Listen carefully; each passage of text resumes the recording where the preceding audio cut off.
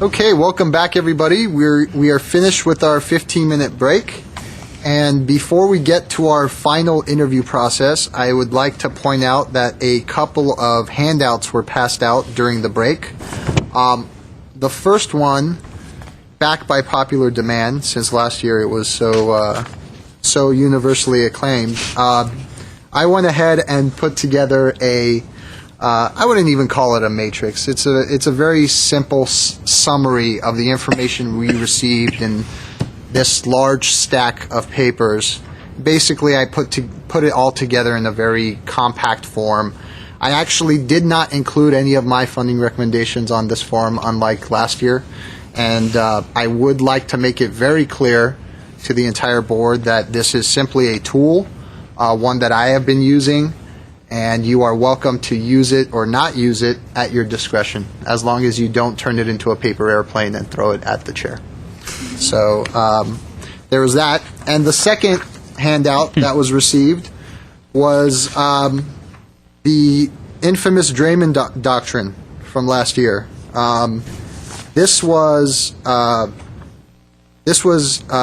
mayor's recommendation for modifying the Community Development Block Grant Advisory Committee's recommendations. We requested this document specifically because of the recaptured funds and that we have for 0809. This gives us an idea of which of the programs were cut, and it gives us an opportunity to use this again just as a tool at our own discretion in order to determine how we're going to reprogram. I believe it was $13,000. $13,000. So keep that in mind, please.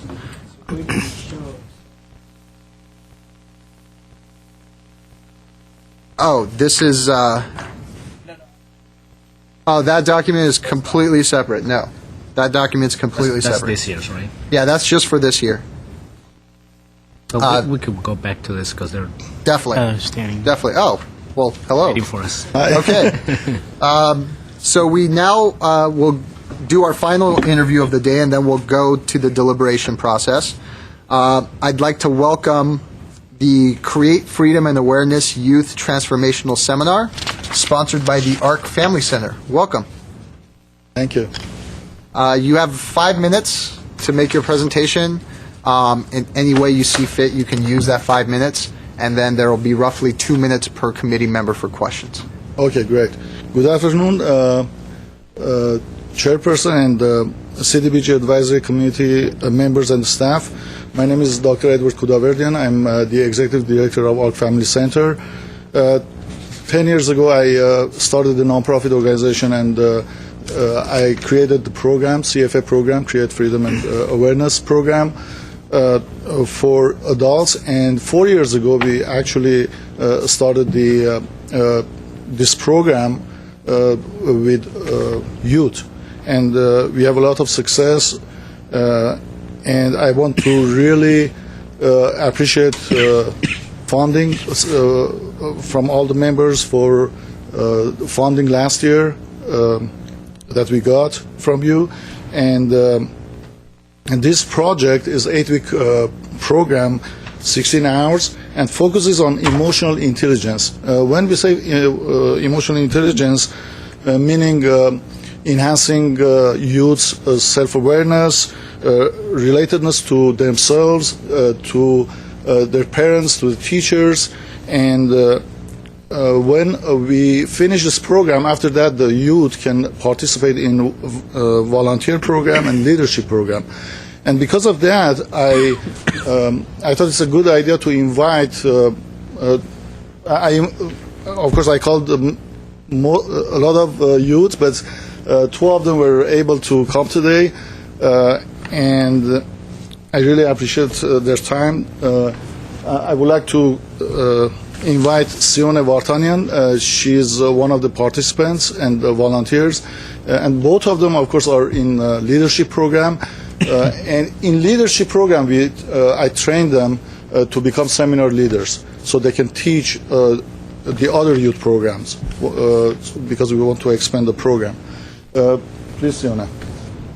Thank you. Hello, everyone. My name is Siona Vartanyan, and I'm 18 years old, and I've been with ARC for about 3 years now. And it's really been a pleasure to be a volunteer for ARC for these past 3 years. You know, it's really exciting because part of me being here and speaking to you today is part of my leadership training, so this is kind of like a step up for me. And let me kind of go into what this program specifically does for youth and what it did for me when I was a teenager. I was 15 when I first came to ARC. Things weren't really going well in my life. I was kind of your stereotypical teenager, angry, rebellious. I had all these really horrible grades, and I had very severe communication, not very severe, but I had very little communication with my parents, which, you know, knowing as your parents are your kind of your financial backup, your sort of your backbone to everything, I kind of just shut them out. And I had absolutely no motivation for anything. I didn't really want to go on to college. I just wanted to really barely get out of high school. And it was at that time where I had a friend who was a volunteer for ARC and said, you know, I think you would really benefit from this. And I came into ARC, and you know, week by week, it was sort of like my confidence went up. I became a little more aware of certain things in my life that I really needed to change to be able to get to where I am today, you know, kind of the person you see in front of you. And, you know, to touch base on some of the things that we do, that the goals and the things that happen to us as youth, and as a result of being in CFA, you know, we get it promotes increased self-worth of students through their involvement in the program, improve family relationships, and develop awareness and appreciation for cultural differences. It fosters success-oriented behavior and attitudes towards attendance and academics and students. And I have to kind of clear this little part up because I remember being in school, you know, school kind of, in the best way, if you take every opportunity, prepares you for everything you would need in college, but not so much for things you would need in life. How do you deal with people looking at you in a certain way, not getting into a fight because of a look, because feeling like, oh, you know, I'm not respected, they're looking at me funny, and just all the stress that comes with school and the peer pressure. And these were never things I ever learned in school, so it was great sort of life training to be able to know what do I have to deal with when the real life comes and when I have to go out there and work. And this was just, this portion of it did wonders for me. And one of the biggest things also was to prevent or divert youth from delinquent behavior.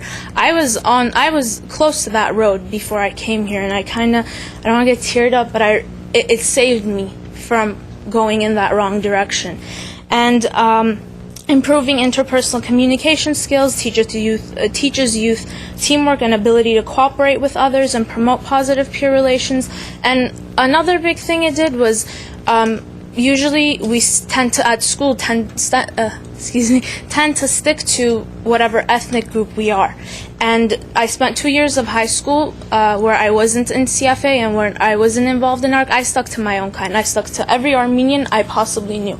And then after, it was cool to kind of see how when that surface stuff breaks, and anyone else, you know, Koreans, Vietnamese, Latinos, we were all the same. At the core of it, we had the same stress issues, the same peer pressure.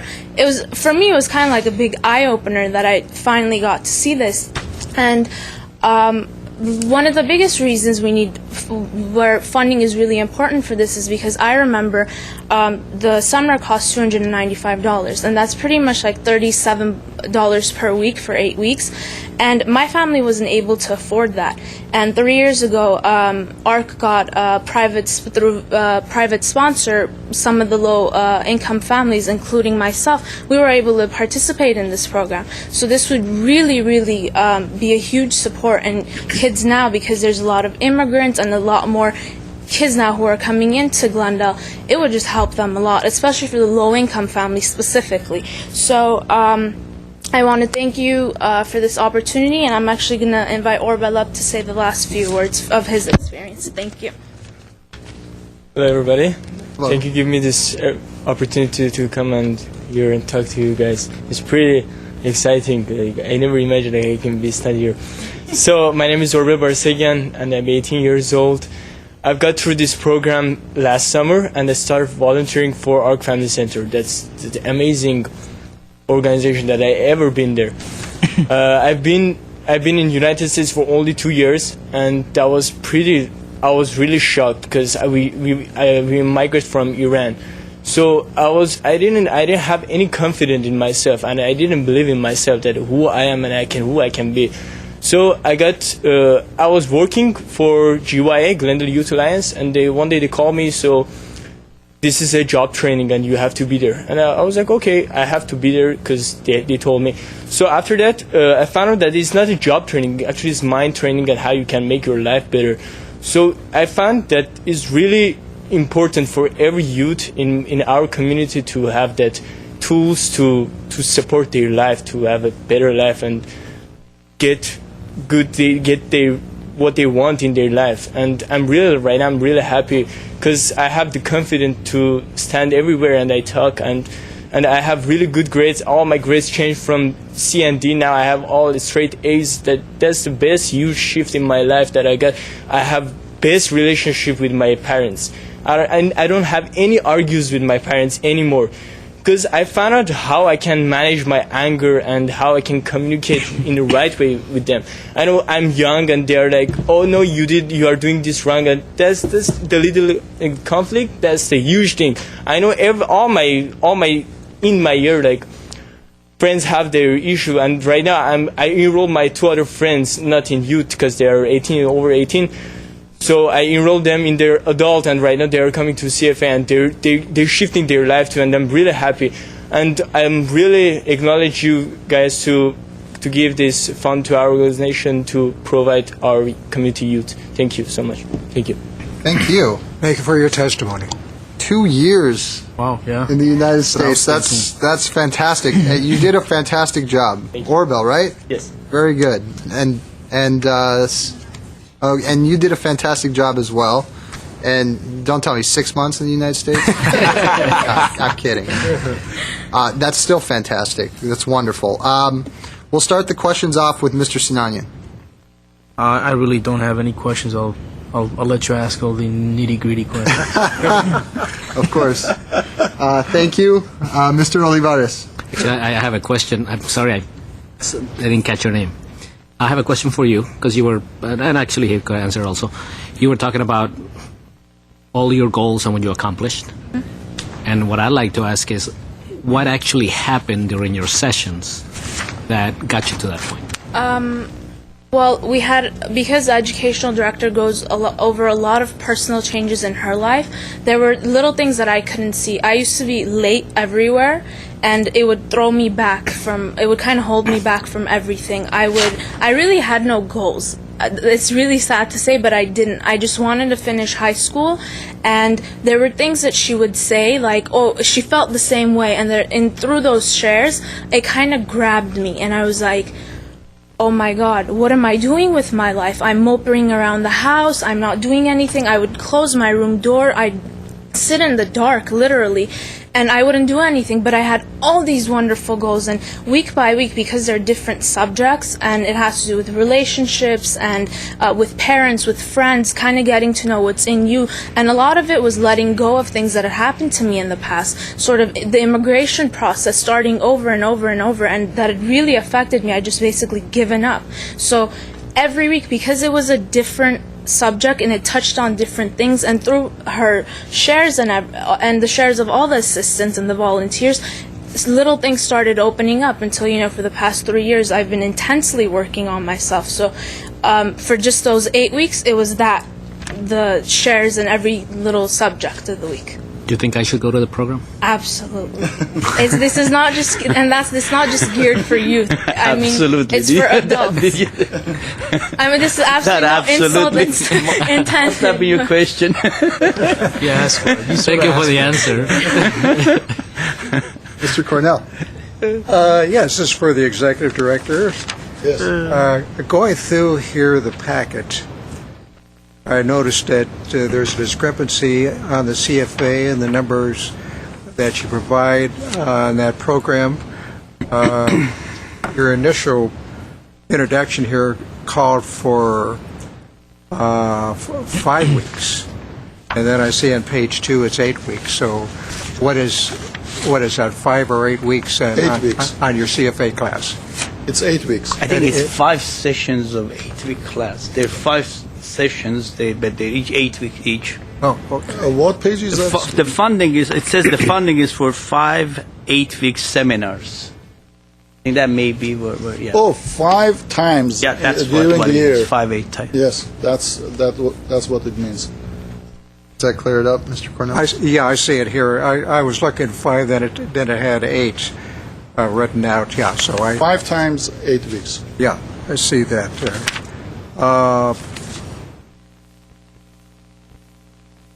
Is this an increase in your CFA seminars over that of last year? As far as your seminars, have you increased the amount of seminars from last year to what it is now? Generally, we have planned. Let's say for this year, we planned 5, so we do 5. Yes, it's increased from last year.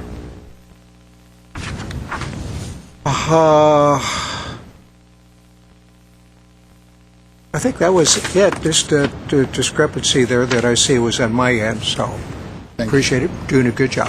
Thank you, Mr. Cornell. Mr. Bagassarian. Hello, and thank you for coming here. A few questions. One is, where do you get the applicants from? How do you reach out to the students? Generally, we work with different communities, schools, and organizations, non-profit organizations, like GYA and the other organizations that are able to provide us youth. Whoever is working with youth, we approach them and send them flyers. We get youth from there. As far as, forgive me for my ignorance, I mean, the word emotional intelligence, and I don't know exactly how that applies. Is it kids that have certain emotional issues? If so, what is the criteria to use to tell someone that, listen, you really don't need this, or you need to be here, or does everybody would benefit from this seminar? Generally, everybody will benefit from the seminar, but because youth generally go through this emotional issues during their, let's say, teen ages, most of them, they really need to go through this kind of program.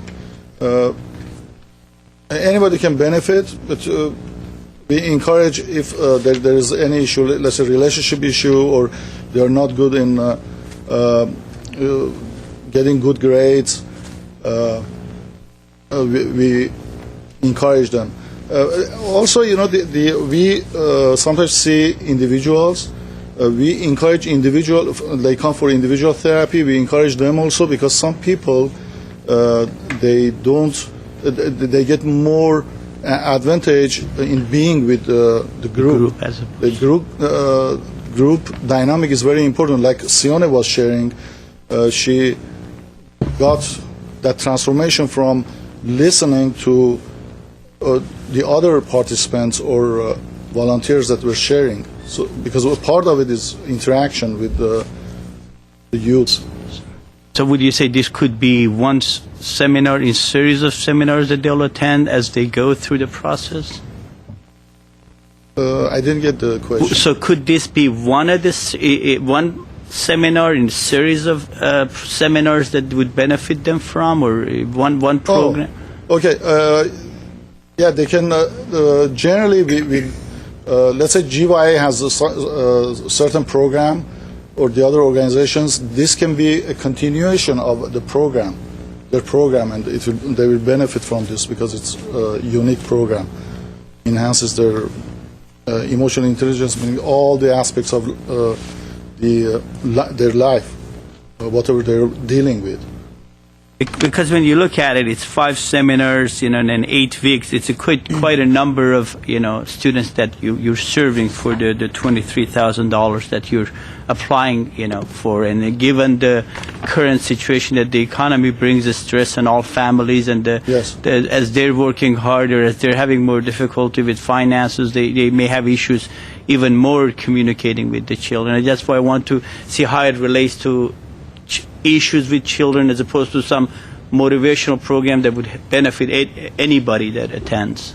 You're right about that. Especially this situation that we have in the country, everybody's in stress, the families, and I think there are a lot of issues with children, and I think youth need. There's a huge need for this kind of programs to support them, to be able to somewhere that they can go and talk about their issues, and someone that can listen to them and share their issues with the others, and to be able to be more successful in the community. Do you provide any assistance for the people that English is not their first language, so can still support them if the Hispanic or Armenian is their first language? Is that you have those resources available to you? Right now, we don't have. We do only in English. In future, we would like to add. Of course, that will be when our youth, let's say the youth that are coming and they're becoming seminar leaders. Let's say we want to use the ones that, let's say, that they speak Hispanic.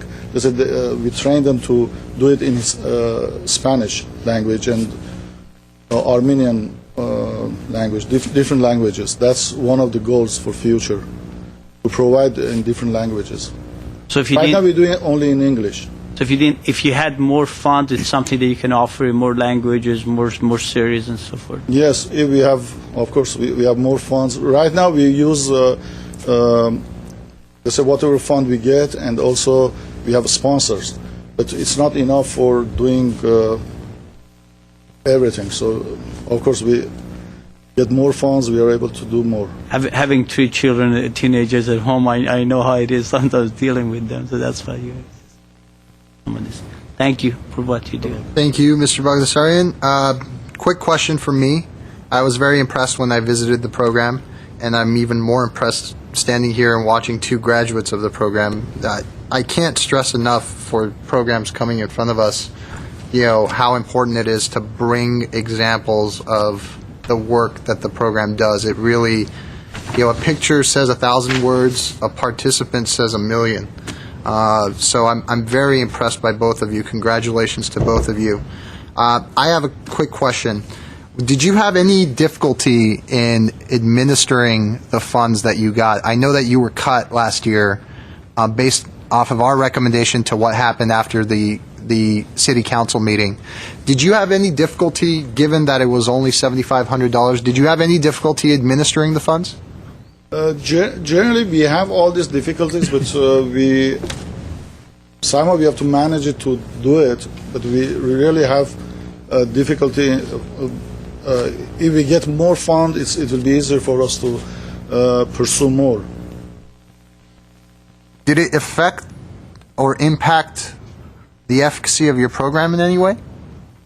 No, not the efficiency, because we have about 20 volunteers.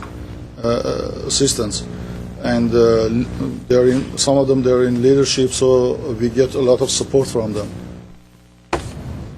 Okay, I have no further questions. Thank you very much for coming by, and good luck to both of you. And you can hang around, or you don't have to hang around. I'm kidding. Or get wet, huh? Yeah, exactly. Exactly. Thank you very much. Okay, take care. Thank you Good for luck. coming. I just want people to come and watch. That's all. I know you want to fill the seats. I'm trying. We have to throw a concert. Something. Oh, a cappella. I'm good at that. I'm not going to join that.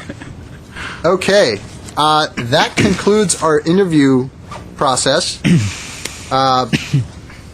Briefly, right before we get into the deliberation process, I do want to mention again that there were 2 documents that were handed out.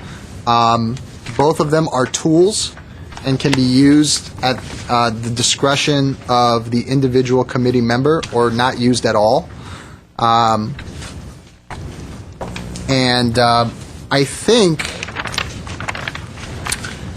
I think since, you know what, since the 0809, I'm very sorry. Is this the second one? I'm sorry for being so dense. Sure, not a problem. Is the second document something that is given to us as a suggestion for funding? no, Okay. no, not at all. It's all it is. Like a worksheet. Who's given to us? What is it? That was me. No, not this one. No, that wasn't me.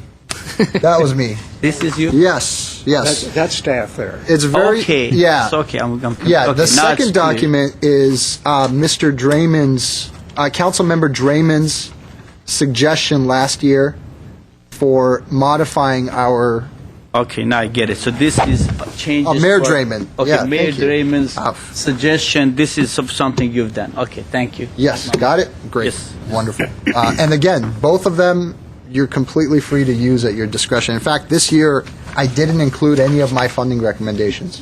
I tried to keep it as factual as possible, just for my own use as well. But it's available to the public as well, if they have any questions and they want to see it. So before we get into the 2009, 2010, I think since we're dealing with only $13,000 for 0809 that need to be reprogrammed, maybe we could knock that out of the park real quick and then get to next year's funding. Everybody amenable to that? Yes. There was one organization with $13 in their book. If you're going to fund something to them, I mean, it seems like they could, they're in a position. One of the parks. One of the parks programs.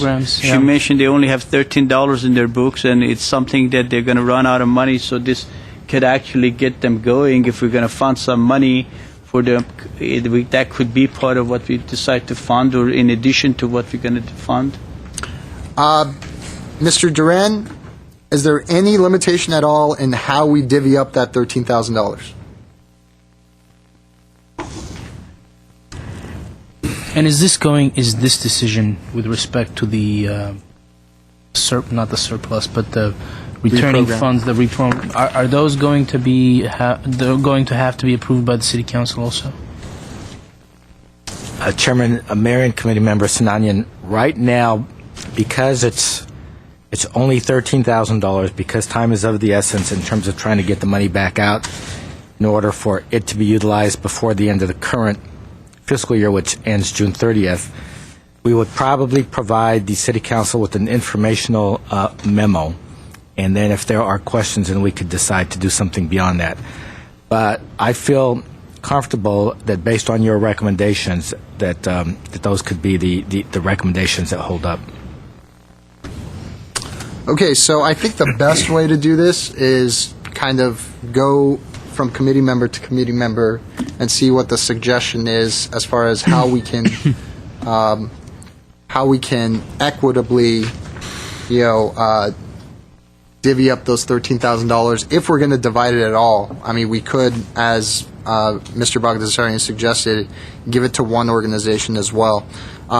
So, Mr. Bagdasarian, I'm sorry, if I may, I was thinking of giving it to one in lieu of what we were going to give them. So that would be part of, by doing that, I'm thinking of bringing that 13,000 and almost be in addition to what money we have to allocate this year. And since they're in a position that they can right away start using that fund, that would be something that is we're doing in our mind the math as to how much we're allocating to them, that we could consider that 13 as part of what we allocate. Which park and rec were you It's talking the, about? it's- Was that the senior services? I or think the- it was the youth and senior family. services that they said they just have $13 in their Yes. account and they have to stop, taking cases. So, to me, if we were going to give them 30, for example, I don't even know, I'm just throwing a number, then you say 13 from here and 17 from this year's budget. So that way they're getting some fund, they're starting to serve. Actually, I think it was the youth and family services. Whichever one it was. I mean, I don't even recall which one it was, but I remember she mentioning they only had $13 or whatever Parks they and had. Rec. In, The one that it was Parks and Recs, It but was they the had two second one, programs. I Parks don't and recall. Rec. Or senior? I don't recall, to be was honest. the youth It program. was the youth. yeah, it was the one. youth It was the program. youth one. Yeah. It was the youth program. Youth and Okay, family. Mr. Bagdasarian, Mr. Cornell, what do you think? I would like to go with Alex's recommendation, and if that's all they have, to reprogram those funds into the Parks and Rec, Youth and Family Services. Okay, thank you, Mr. Cornell. Mr. Olivares. Yeah, I have a little different take on that. And it's all a matter of preference. It's all it is. I'd like to support the senior program with the meals because I think that's a serious problem on the streets right now, as well as the other program that provides the food over on San Fernando. Blanking out on it. Catholic Chief, is it? No, the other program is the Catholic Charities, Catholic. the Loaves and Fishes program. Loaves and Fishes, exactly.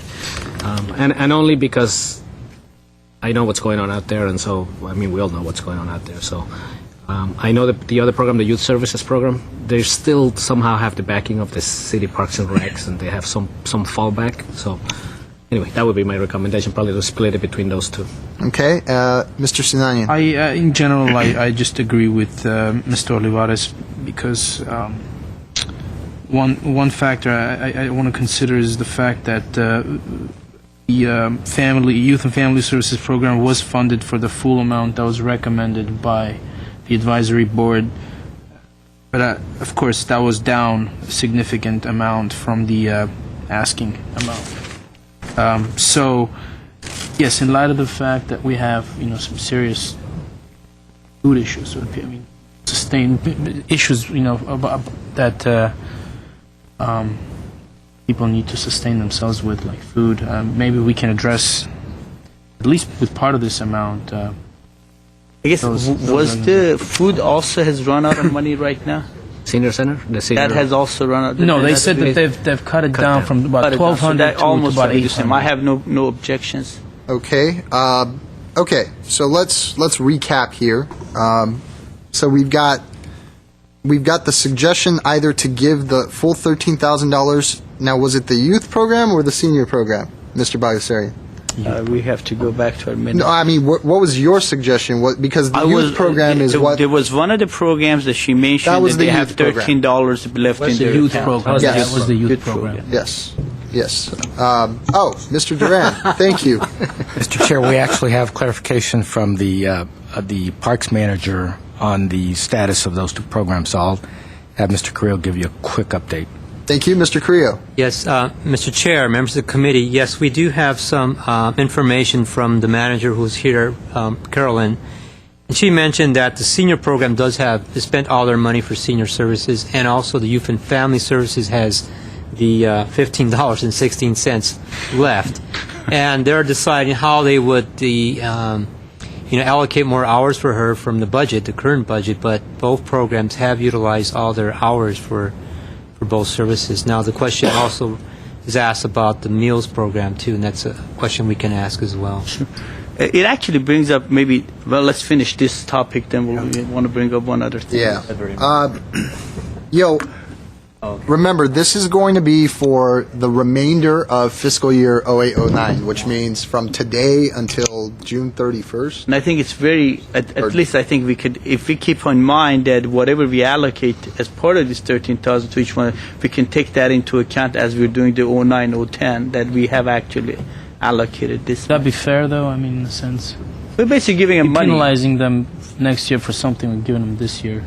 Well, is money that I think we can take that into consideration what they're going, but it's still money that we have. Our money is about 45. We have funds for 44% of what we've been requested. So if we only have 44% of the funds, we have some and we're handing it out to them today as opposed to wait 3 months from now. We can Mr. Cornell? I would say here in dire, based on Mr. Carrillo's report, they're both in dire straits. I would recommend that we divide between the two and give them $6,700, $500 to and half for each year of that to tie them over. Okay. So we have a couple of different suggestions then, as I'm understanding. One is to split the funds between the two kind of frontline food programs. One, the Senior Services Program, Parks and Recreation, and the second, the Catholic Charities Loaves and Fishes. That's my understanding. Is that correct, Mr. Sinanian, Mr. Olivares? My recommendation. I That thought was that he was he's that saying- loaves and fishes that the lady was here, the $2.50 program. No, that's the senior. That's the That's the second senior. parks That was program. the I thought senior. you were saying let's split it between the two. I'm sorry. I thought Mr. Cornell was recommending splitting it between the two parks programs. Right. I'm asking to get you clarification on what your stance was. My stance was to consider all issues before making a decision. There was no. That's an answer. That's no an specific. attorney answer. No, Are you an attorney, Specific. sir? Are you a lawyer? Yeah. Okay. Yes, I And am. it's a good one. Yeah. Okay, and then the second one, thanks. The second suggestion was to split it between the two parks, recreations, and community services programs.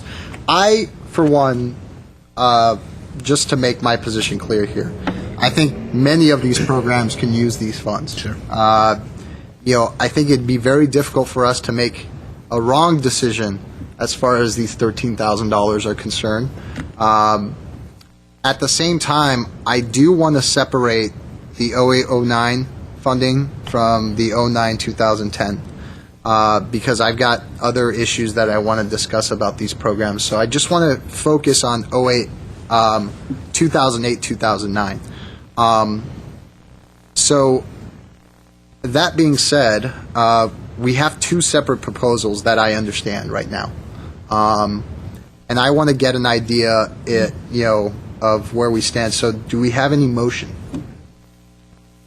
Well, can we have a consensus first here before a motion? But we have one thing in common. That's both proposals are proposing to fund the senior program for the meals and so on. So that we have in common. The other one is a question between the youth program with Parks and Rec and the Loaves and Fishes. The only reason I propose the Loaves and Fishes, and either one would be fine. The only reason I propose Loaves and Fishes is because that has an immediate direct impact on people that are coming in to get food. We all saw the need out there. That's the only reason why. So you're okay for splitting it then? No, I'm okay with splitting it. My proposal is to split it between the seniors program that Parks and Rec manages and Loaves and Fishes. I would support that. Okay. I would support that. So would you like to turn that into a motion, Mr. Olivares? The motion is to split the $13,000 evenly between the seniors program that Parks and Rec manages and Loaves and Fishes. Do I have a second? I'll second. I have a second. Roll call, please. Committee Member Alec Bagdasarian. Yes. Committee Member Gary Cornell. Yes. Committee Member Efren Olivares. Yes. Committee Member Zare Sinanian. Yes. And Chair Zar Amarian. Yes. Very good. Do we need an amount on that, Mr. Chairman? It was just... I think it's $6,500 each. Right. Okay. 2009, 2010. I'd like to say something before we get started.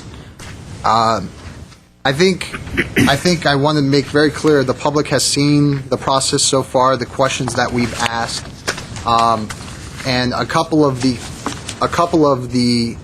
groups, the sponsors themselves have pointed out that the task that we have in front of us is a difficult one. It's never easy when you have over $1 million in requests and less than half of that in terms of money to give out.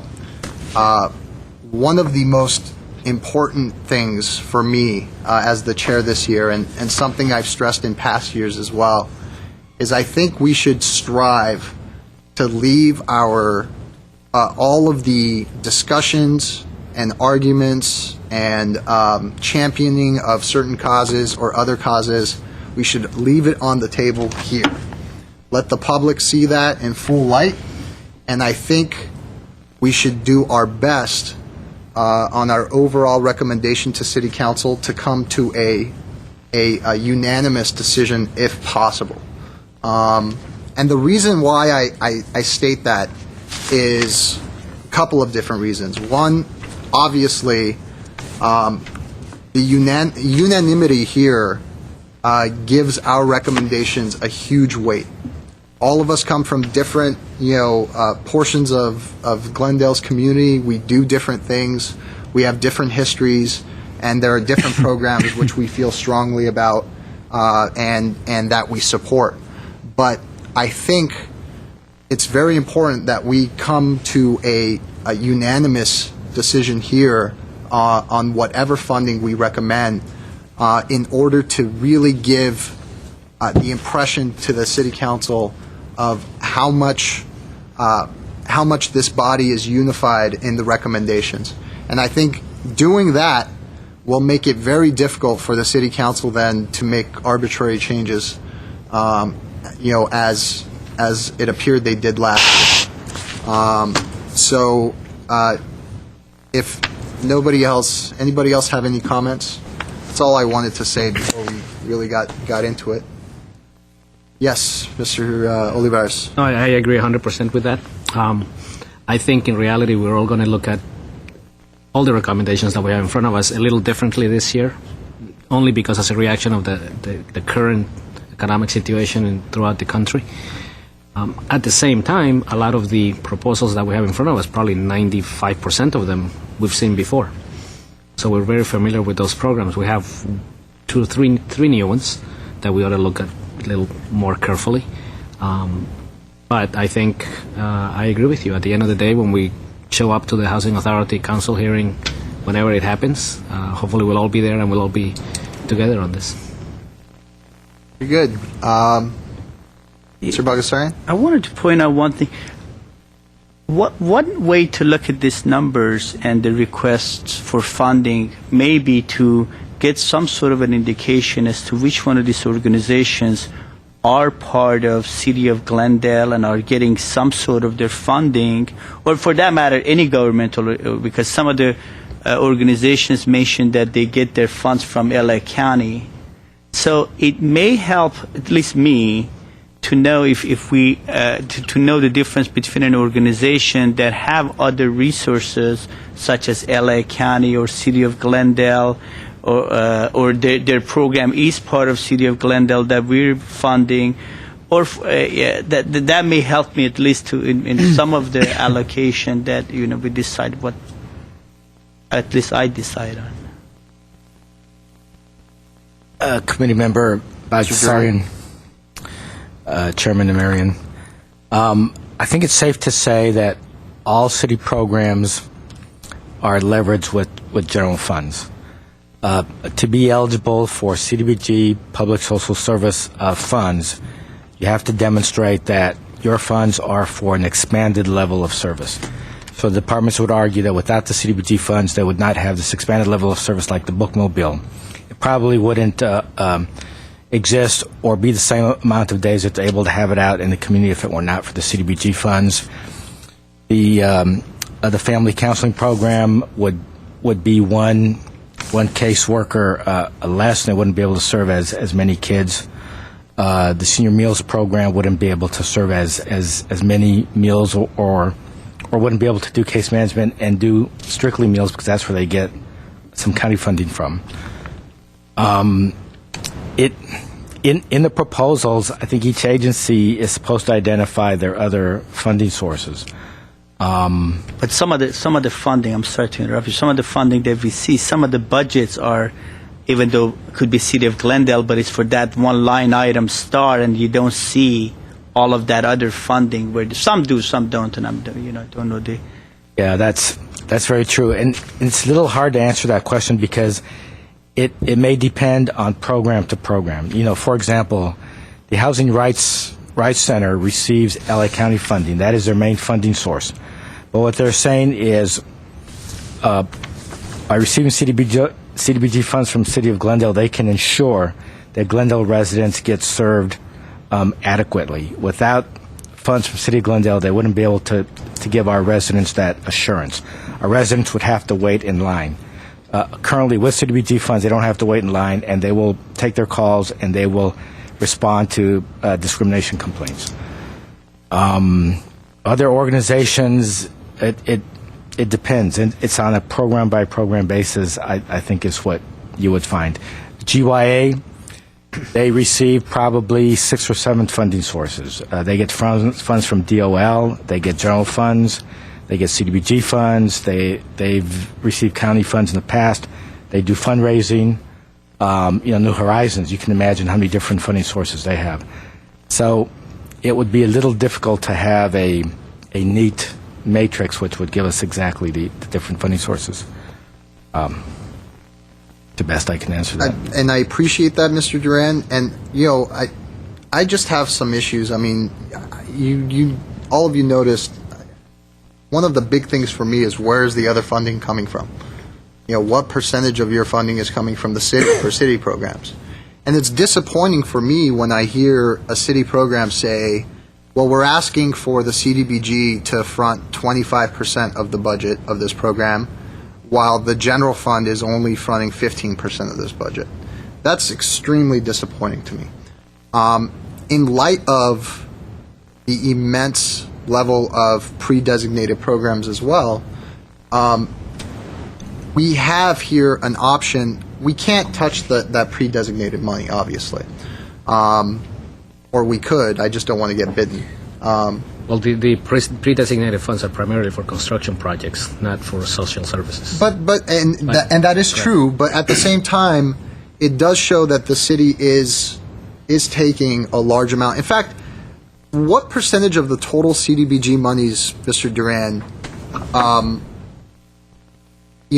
excluding the projects that have come before us, what percentage of the total CDBG program monies, capital project and social, have been pre-designated to the city? That down here. Chairman Marion, in terms of social service funding, your funding allocation plan by funding category will show that in the current year, 18% of the social service funds goes to city programs, and 82% goes to community-sponsored programs. In terms of the capital funds, it's probably more like an 80-20 split, or 85-15. It's 80 going to the city and 20 going to Correct. community programs. Correct. Thank you. Okay. Anyway, this is something that we can discuss further as we get into the deliberations on each program.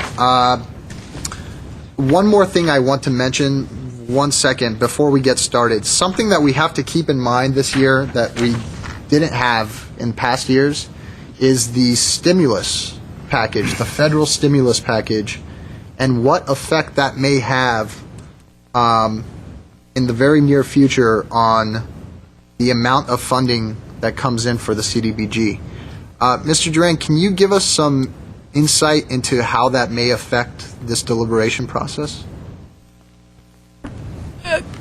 Chairman Marion, it would be difficult to say at this point because there is so much being discussed, and it seems like every day you get a different report in terms of what's in the bill or what's in the package, what's being taken out of the package, what's being put back in.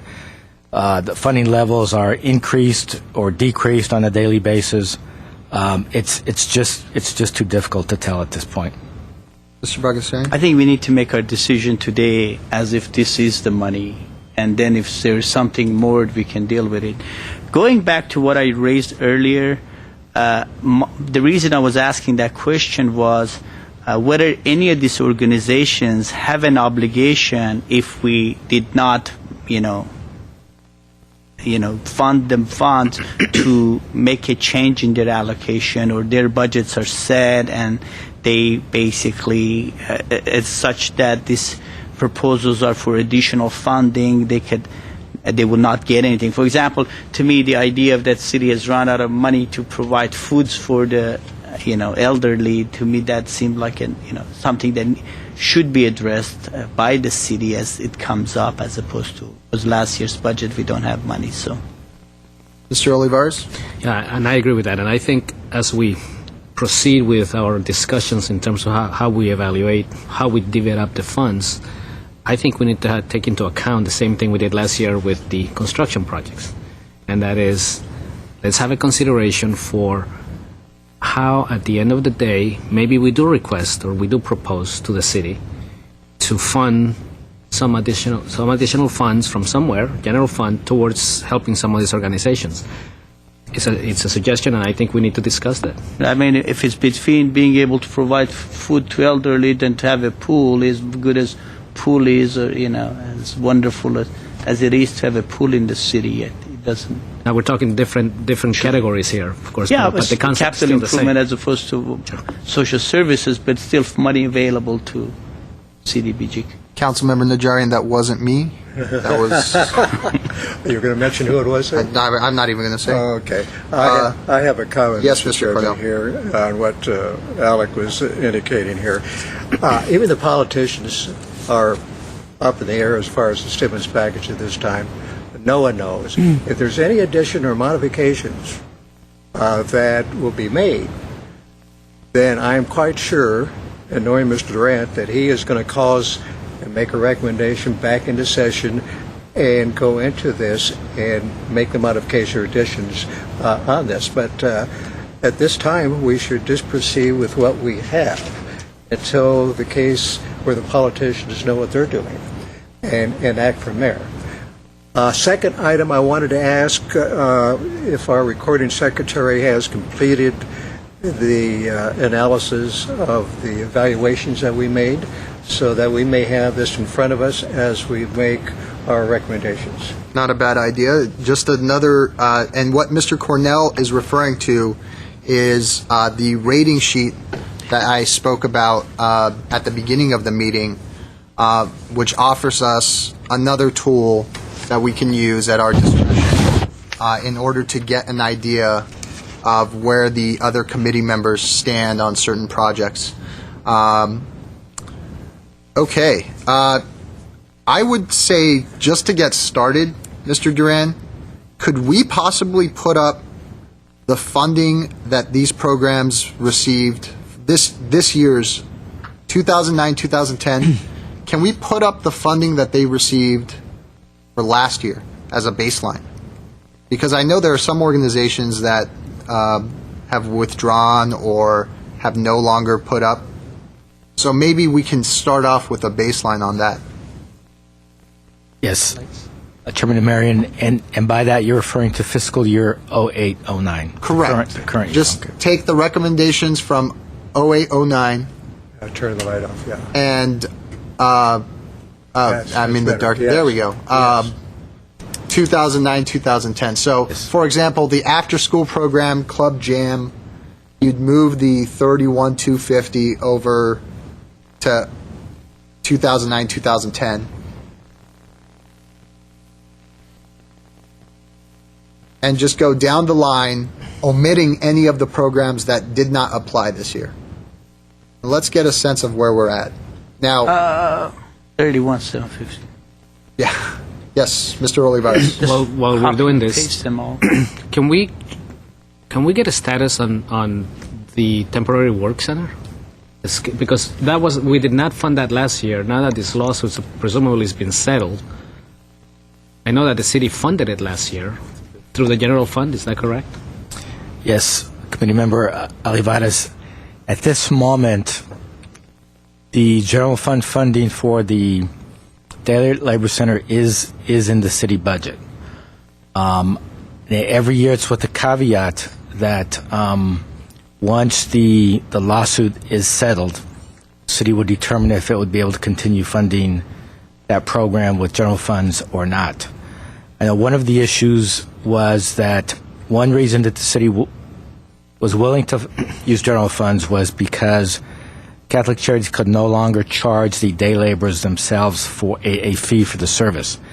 And that was a cornerstone to the lawsuit or the complaint, because the argument was that violated their free speech to use that service, or freedom of expression. My understanding is that is still a sticking point. But as of right now, those funds are in the budget. But the City Council really hasn't debated or begun to debate the budget in terms of how it's going to trim down the budget. Thank you, Mr. Duran. Mr. Bagdasarian? I would say if they have it in the budget, we'll look at it as, as such, and if we decide not to fund it, just leave it to them to decide what they want to do. Okay, I mean, let's talk about that. In fact, generally speaking, I think we should start off with the new programs and just discuss our thoughts. And you know what? We'll go down the line again.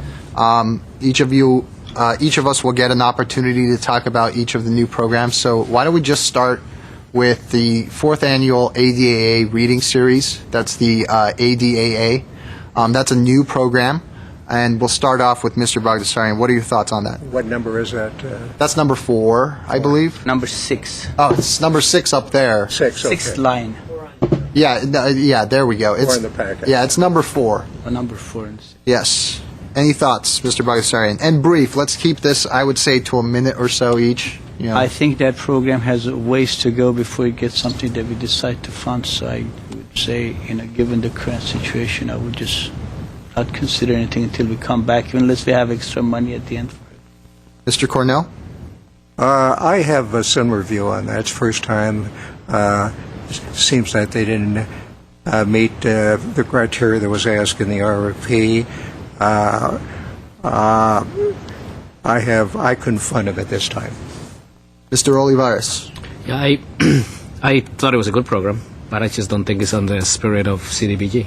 It's a That good simple. program It's a for good not only program. Armenian, but U.S. history, Hispanic. I mean, just so you could, as a program, it has a wonderful, benefit to offer, but for all students. I just don't think it belongs in CDBG given our priorities right now. Sure. Mr. Sinanian? I agree with everyone. Great program, not CDBG material. Okay. I concur. Again, I don't want to dissuade any program from applying for money, but there has to be an understanding of what constitutes as, community development block grant programs, and the requirements for those and what the needs are within the community. And unfortunately, I don't think this program quite met those needs this year. So I would recommend no funding this year for that program. The English Cafe Live Your English, Turning New Corners, that is also a new program. 5. Mr. Sinanian, we'll start with you this time. What do you think about that program? Interesting program. Certainly does fall within CDBG contours. I would recommend some amount. What would you recommend? $5,000. $5,000? And you don't, Mr. Carrillo, you don't have to put that in yet. I'll take notes on each of the committee members' recommendations. Mr. Olivares? Yeah, that's another program that I think had a bit of merit, but the presentation, the proposal, just didn't convince me. It didn't have the strength that I felt it needed to, like other programs, and I wouldn't support any funding for that program. Mr. Cornell? I size them up as a good future potential here. They're new. I generally try, in my opinion, to always give a little edge to new people, new firms. It's a plunge to get started on this here. They meet the basic skills here. They have quite a few weaknesses, but I feel that just like the media one that the council worked on, provided some fund, that I feel that equally some funds should be made, possibly in the amount of, say, $5,000. Mr. Bagdasarian? I believe that their program is one that could improve as well in some other areas. And the other issue that I have, I think, as you go to a smaller numbers of $4,000 or $5,000, and given the CDBG requirements of insurance and for paperwork and so forth, at some point it really loses its value. So if it's a number like that, my vote would be just 0. And, I had initially when I had reviewed their funding proposal, I thought to myself, you know what, maybe a $5,000 grant would be a good way to start them off. But unfortunately, the executive director, Ms. Nettles, I believe, she said that, if it was only $5,000, it wouldn't be enough for them to justify, the expenses that they would have to incur. And generally, I agree with that. That was a great point by her. Something I do want to say, and I think what some of these organizations are looking for is something that Ms. Nettles said herself. They're looking for validation. They're looking for confirmation that what they're doing in the community is important and wanted, and that the community is grateful for it. And by no means am I suggesting, or I think any of my fellow board members are suggesting, that this isn't a good program, and it's possibly even a necessary CDBG program. It's just that given the economic climate and given Ms. Nettles' own words on that, I can't see giving this program more than $5,000 this year, and she said herself that probably wouldn't be enough to justify it. So I would have to go with 0 funding as well, and that gives us a consensus on 0 funding. Mr. Cornell, Mr. Sinanian, would that be something that you would be against, or would you want to bump up funding? Mr. Cornell? I'm pretty much in consensus here. I could see, after the analogy of what happened to Media for Youth and their letter of cancellation due to insurance purposes, that it's costing more than the grant for them to get the insurance. The financial aspect of it.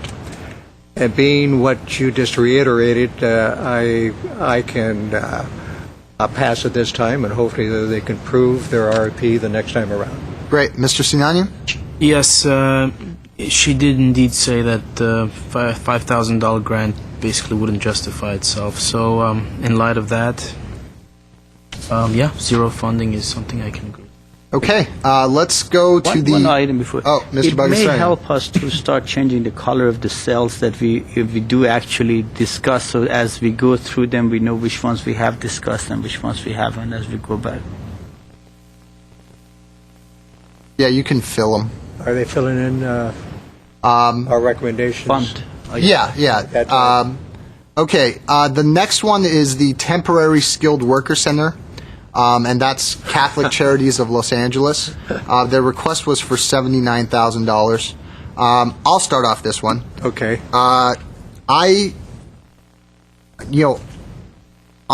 Even on its merits alone, I had some questions about this, given, who is actually being served here by the money that we're spending. And given the fact that the city continues to fund it, I don't see why we should expend money on a program that is asking for 100% of their funding from the CDBG with no leverage whatsoever, unless you consider that the city is already funding it. So I would recommend 0 funding for the Temporary Skilled Worker Center. I think there are other programs out there right now that need the money and deserve the money much more. Mr. Cornell. My main stumbling block with this was, as you very well know, last year was a suit. It would have been a double standard here. Now that they have this, I am in line for some funding. They do serve a purpose. My only concern is that only 60% of what the representative mentioned here and what we have in our packet is for Glendale residents. It was actually 10%, Mr. not Cornell. 60%. Oh, only 10%? It was only 10%. Oh, no, I got 60% here. Okay. With only 10%, with that revised figure, it's hard for me to support it. Mr. Bagdasarian. My feelings are the same way, given that it only serves 10% and city has it in their budget. I'll just set it to 0. Mr. Sinanian? Yeah, the 10% does it for me. I can't justify it to myself or to anyone else, so 0. Mr. Olivares? I look at it a little bit differently. While it is only 10%, it's also a bigger impact to the community where the center is. So in reality, you're helping the immediate community with the problem that they have. Now, I'm in favor of not funding it, and not for any other reason other than if it's already in the budget and the city can continue in their conversations to fund this project, then I'll vote for that. However, if I knew that the money wasn't there from the city budget, then I would recommend funding to some level. But I concur that because we already have a sort of another avenue, and it kind of goes along the lines of having a discussion later of how we might be able to suggest or convince or have a discussion about general funds helping some of these social service programs. And we can do that at the end of this. So I'm okay with the 0 funding at the moment. Okay, we have a consensus there. Let's move on to Rosie Goes to Wall Street. We will start with Mr. Cornell on this one. Oh, again, huh? Oh, did I already pick you? Okay, I'm sorry. Mr. Olivares, you can go first. We'll give Mr. Cornell the last word on this one. Okay. Well, Not the last word. Oh, thanks. No, that's okay. I like the program. I think the program is a really good program. I really do. I think it'll supplement some of the youth services that we have out there. I think it was one of the better proposals that we saw. It was a very well put together packet. It's hard to say no to that kind of program. Funding that program in turn is going to affect some of the decisions we make to some of the current programs. Sure. But I think this is one of those that took the time to put together a good package, and we need to consider it. Not being very familiar with the program other than the packet that we received and the presentation that we had, I have no way of gauging if it's 10,000 or 15,000 or the full funding, what the effect on it would be. But I would support it on the full 20,000. You would support it I for would the full support it for 20,000? Okay. Mr. Sinanian? I share those sentiments. Great program, great presentation. Seems like there's tons of potential in the program, and just its unique nature of basically supporting girls is also further motivation for me. So I would go to 15,000. Mr. Bagdasarian? I really like the program too, and I can see my daughter be one of the students that participates, and she'll be great at it. But given the fact that our funds available is about 44% of the requests that we have, even if taking some of the others that we take out, I can see anywhere from $12,000 to $15,000 funding at 60 to 70% funding. I think 15,000 is what's. 20,000 is what they're requesting. Well, I know 20, but I think Mission mentioned 15,000. Okay. Say 14 to 15,000 somewhere. In my own documents, I also marked this as a fantastic program. We saw some of it last year, in fact, during the meeting that the city council made. The Adjustments. made the adjustments. On a different note, Rosie Goes to Wall Street had produced a video that we saw then. I was impressed with that program then. I do want to encourage other commissions, if they have good causes, to come forward to us. I don't know if I can recommend the full funding, especially given the fact that they seem like they have that under control, and they have other sources of funding. And certainly, Ms. Devine is, and the other members of the Committee on the Status of Women are wonderfully able to address some of those funding shortfalls. I would recommend $15,000 for this program. Mr. Olivares. Yeah, let me give you a little more of what went into my thought process, and I would be okay with 15,000, of course. I kind of looked at all the programs that deal with youth as a whole, and I figure, okay, it's going to be an X amount of dollars that we give to all these different groups. They're all basically serving the same function, whether it's GYA or whichever group it might be. And so, to me, the 20,000 to a good new program would be coming off of the other on a smaller portion. So that was it. I think we're all saying the same thing, and if the consensus is 15, I'll definitely back that up and go along with that. Mr. Cornell. I had a good rating here, and looking from our evaluation rating sheet here, I see all of us gave it a 5 rating.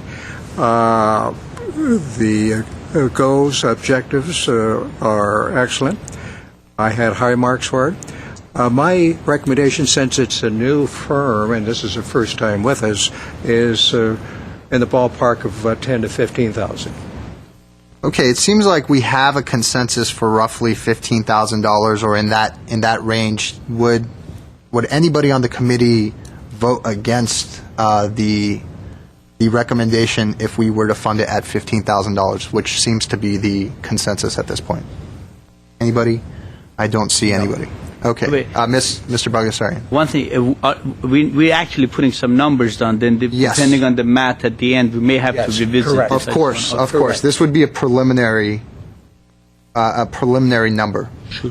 Okay, let's go ahead and put $15,000 there for Rosie Goes to Wall Street, and Mr. Carrillo, you can put that wonderfully beautiful lavender fill. If they do get that money, though, I want to know what stocks they put it in. Yeah, I know. I do as well. And we'll talk about that. We'll make that a condition.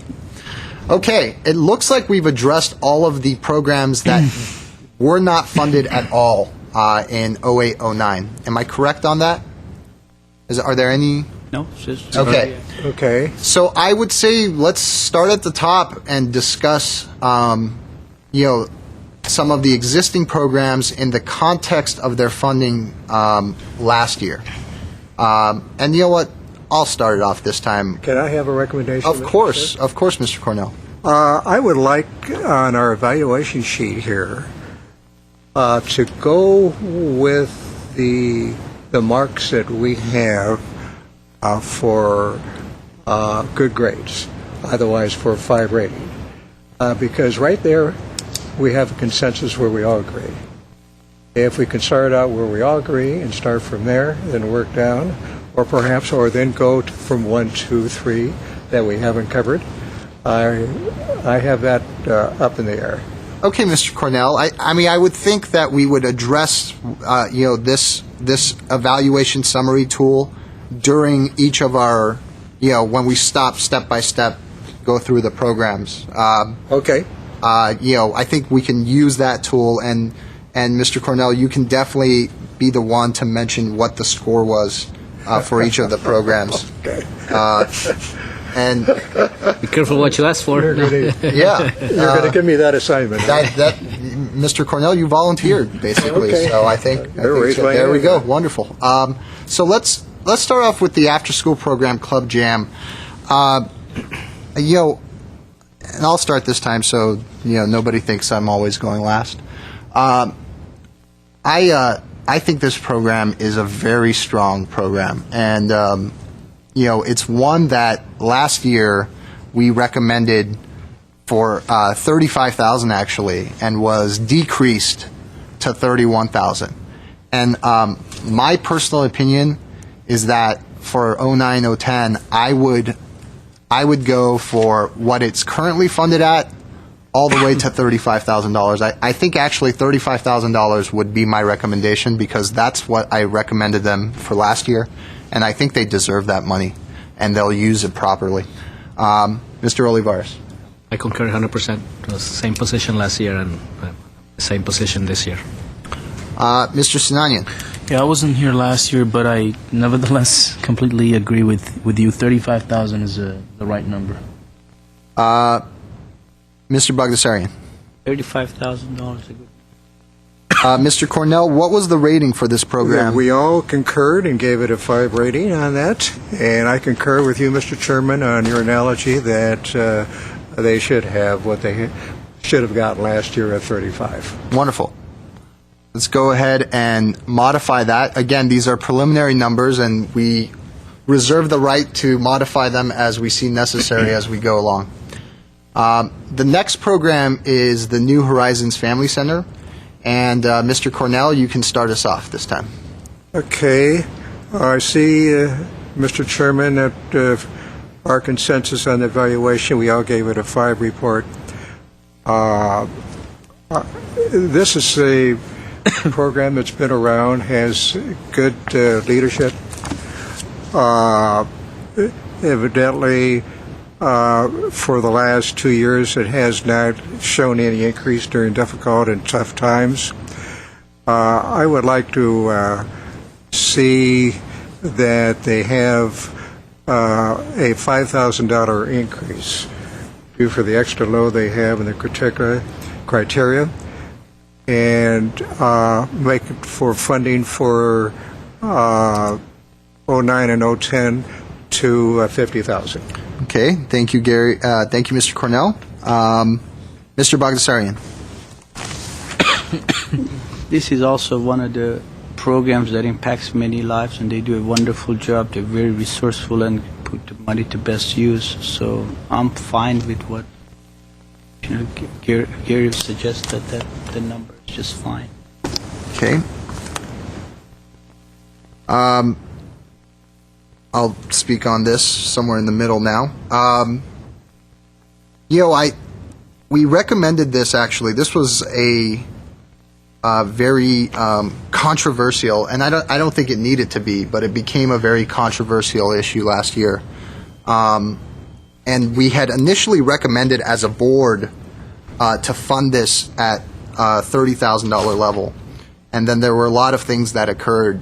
And, something that I promised myself, because I felt that there were a lot of discussions last year that didn't focus on the actual program itself, that focused on peripheral things and involved politics into it, to the point where, it was stated that, an employee would be fired if they didn't receive the funding at the level they requested, even though the budget last year didn't reflect that. So I specifically asked for the budget from 0809, the budget sheet for each of the existing programs, in order to compare every program's budget from year to year. And I was very, very surprised to see New Horizons' total budget drop from around $420,000 to $250,000. And the explanation that we received today was that the in-kind or free portions of what they received weren't included in the budget. Now, as far as I understand, there is a line specifically in the budget that says total of other sources. And every other organization puts everything they get from other sources into these lines.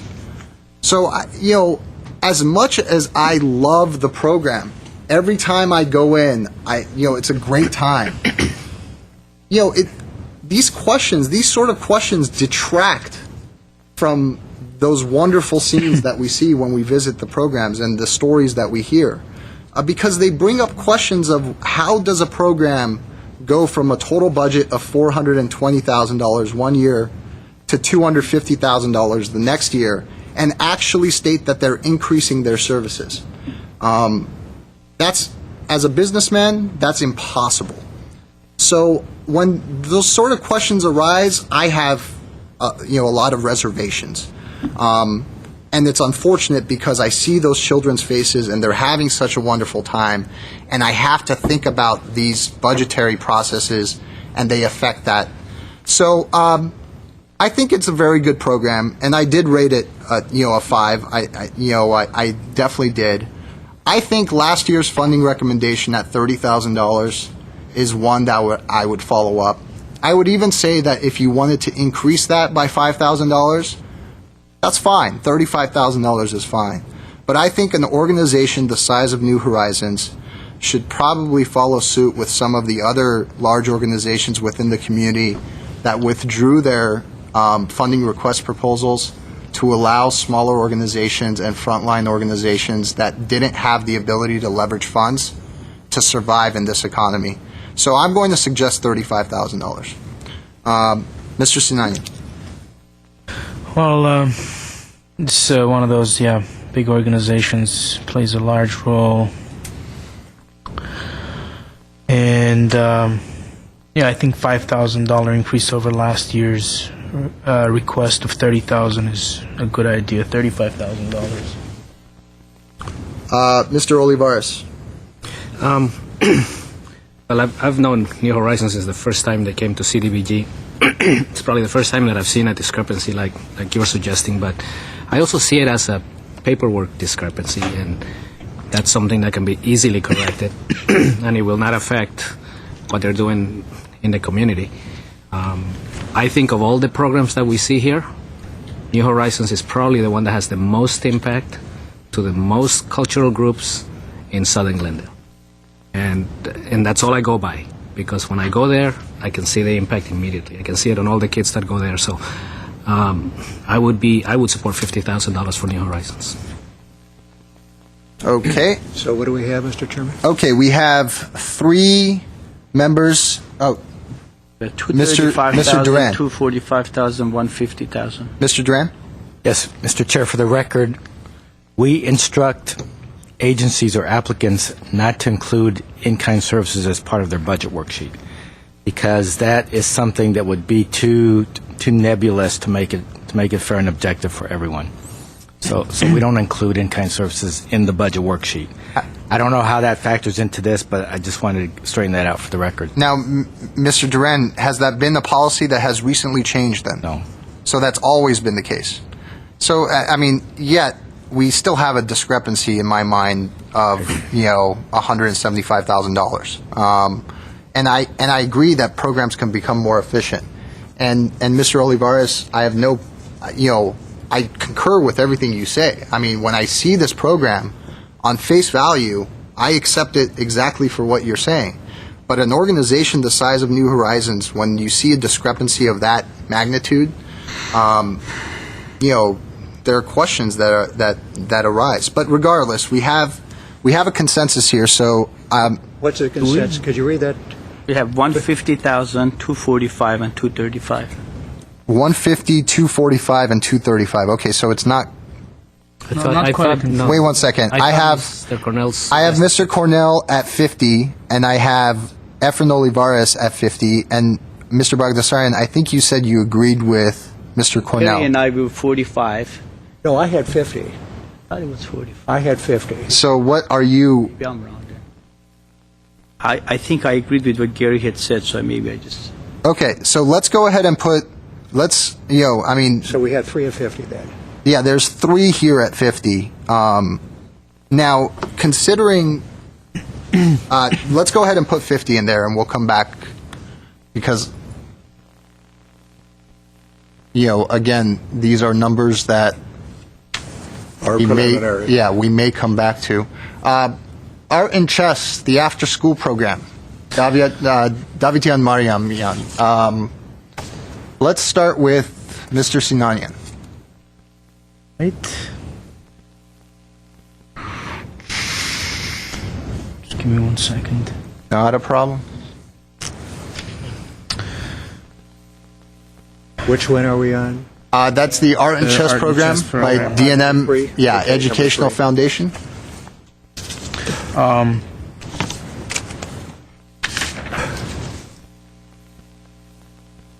willing to recommend $35,000 for them.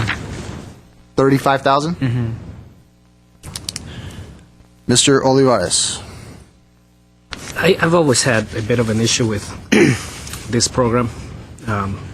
Twofold. One, it's always had somewhat difficulty dealing with the procedures that are required. And I nothing against chess or art. I'm an architect and I like art, but I just see the funds being used better elsewhere in this economy. So with that, I'm not quite sure what I would recommend, but it would not be what's being asked for, or even the current funding. I would say maybe $10,000. I'm not sure that's going to do them any good, but I would rather put the money somewhere else in this particular year. Okay. Mr. Cornell. They should have an increase based on their goals and exceeded. I feel 35,000 is a fair amount. Okay. Mr. Bagdasarian. My take is the following: whether it's chess or art, they really are providing an after-school program that takes care of the kids and keeps them away from the gangs and drugs. And they have had issues in the past, but this seems like this year they've done the audited financial. They've also hired someone to work on the paperwork and get things in line. They are working in 4 schools, and when I look at the students served and so forth, it seems like they're doing a good job there too. My recommendation would be to do around $45,000-$50,000. It's quite an increase. 45 or 50. But what has happened is their program last year was for 77. Now their request is for 92. So there's, if you look at percentage-wise. You know what? I shouldn't have even made that comment. Mr. Bagdasarian, is it 45 or 50? I would say 45. I share Mr. Olivares' reservations. I've been to the program, I visited the program, and again, I see, children who are off the streets in an after-school program. But, when I look at their funding, and I've broken it down, their total program cost is $137,000.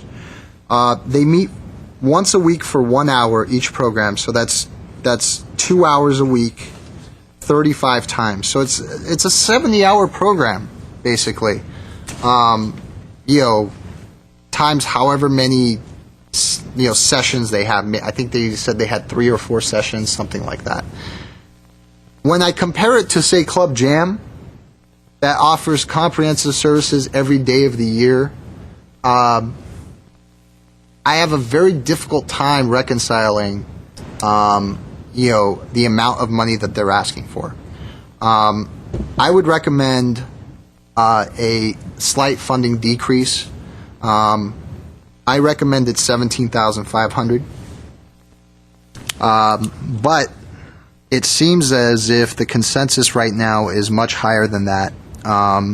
So I would say that the consensus is in the 35,000 and up range. In my mind, that's too high for this program. And again, no comment on the program itself. It's just Mr. Olivares. Yeah, let me just and I agree with you. I could support 17,500 or 17,000, whatever amount it is. Let's not forget that in our ratings, 3 of us scored it fair, and only 2 scored it as a good program. So there is, in our own minds, some reservations as a group to the program or how it's functioning. There's some reservations. So given that, I would support probably 17,500. Okay. This is another one that I'll star because, even though we have a consensus of 3, there's 2 outstanding voices, and again, unanimity is a big and important concept to me. So let's go ahead and put in, I would say 35,000 at this point, even though Mr. Bagdasarian went higher, for now as a placeholder. And you know what, I'll add that I'm in agreement with Mr. Amarian's and Mr. Olivares' thought process. It's just it's the amount that I disagree with. So I don't know if that helps you or doesn't. No, it helps, and you've made it very clear. So let's go ahead and put in 35. Mr. Bagdasarian, you'd be okay with that as a consensus at this point? At this point, I have no problem. Okay, and let's go on to the Fair Housing Program. and that's the Housing Rights Center. Right, so what, That's number 6. 6? Yes. And let's start off. Gosh, well, I'll take a volunteer at this point. Mr. Cornell, let's start off with you. You laughed at You my saw joke. my hand Yes, up, sir. is that Yes, it? sir. Is this a draft again now? Yes, it is. Mr. Cornell, what do you think? Let's see here. I felt that they should have an increase. They play an important factor in the minority community, especially in South LA. They don't have voices. They don't have access to an attorney that they can have for a consultant to advise them. They need it. These people have done a good job. I was concerned with the question that I asked about if there is one particular person for Glendale, but evidently all the staff is knowledgeable about the code, building code, and otherwise for Glendale. So I would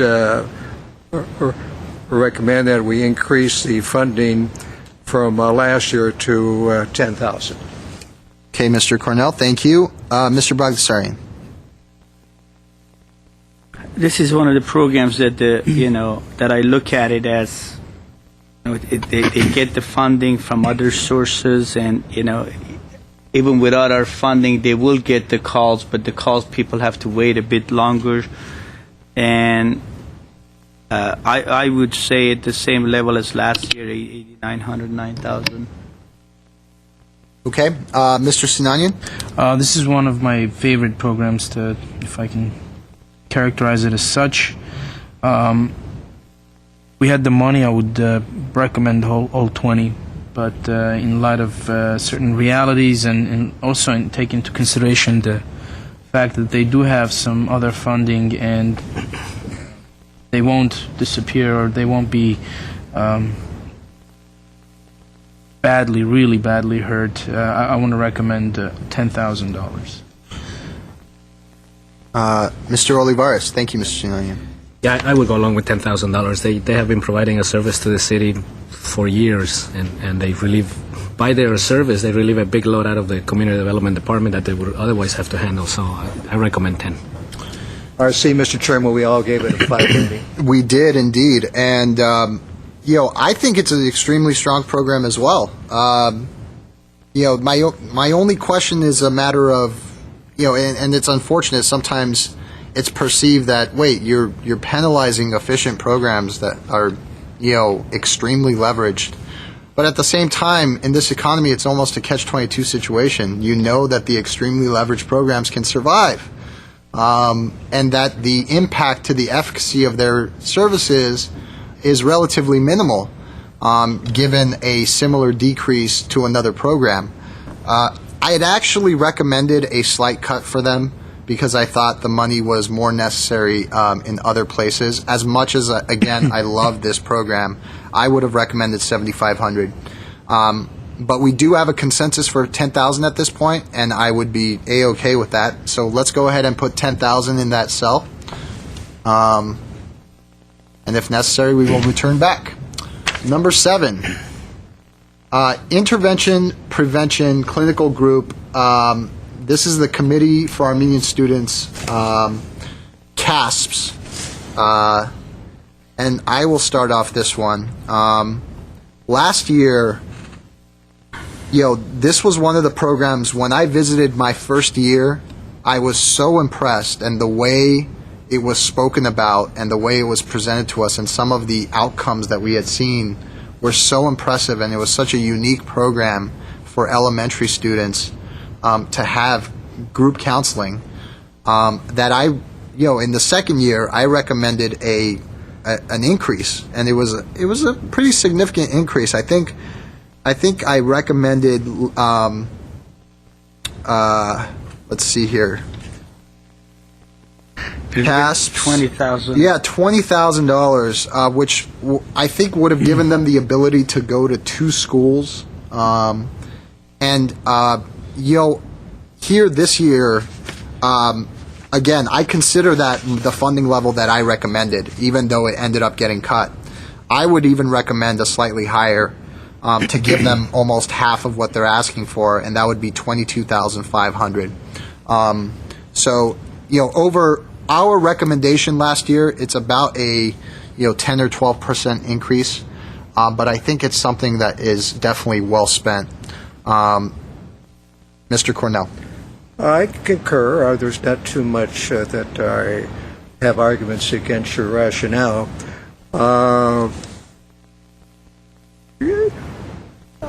I just feel at this time, based on the remainder of the firms we have to deal with, that your recommendation is slightly elevated. I would say more or less year's funding in the realm of, say, $20,000 would be a fair amount. Thank you, Mr. Cornell. Mr. Bagdasarian.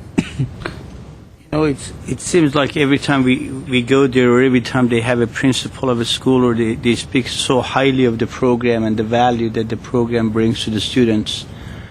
And I am one of the believers that you got the innovation and prevention of that age is very important. So my vote would be, see, what I do is, if any organization I feel strongly about, I rate them at 70% of what they're asking for, and if it's good, about 50, and that's 44% is the budget we have. So I'm gonna say $27,000.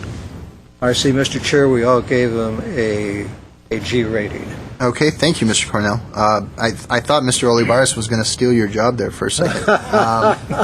Mr. Olivares. When I was talking about where I would like to place the money, this is one of the programs I was thinking of. Again, from being at the schools and seeing the impact to those kids, that's exactly what I was thinking. I wasn't trying to take it away from another group or art or chess or anything like that, but this is where I saw it. So I could support is that 25, 27? 27 was Mr. Bagdasarian. I could support 27,000 for this program. And thank you, Mr. Olivares. Mr. Sinanian. Yeah, I don't want to repeat everything that was said. It's one of the best proposals we have, so 27,000 is fine. Okay, it looks like we have a consensus for 27,000. So if you can put that in and color me purple. Wonderful. Loaves and Fishes, homeless prevention. This is the Catholic Charities program, and this time we'll start off with Mr. Bagdasarian.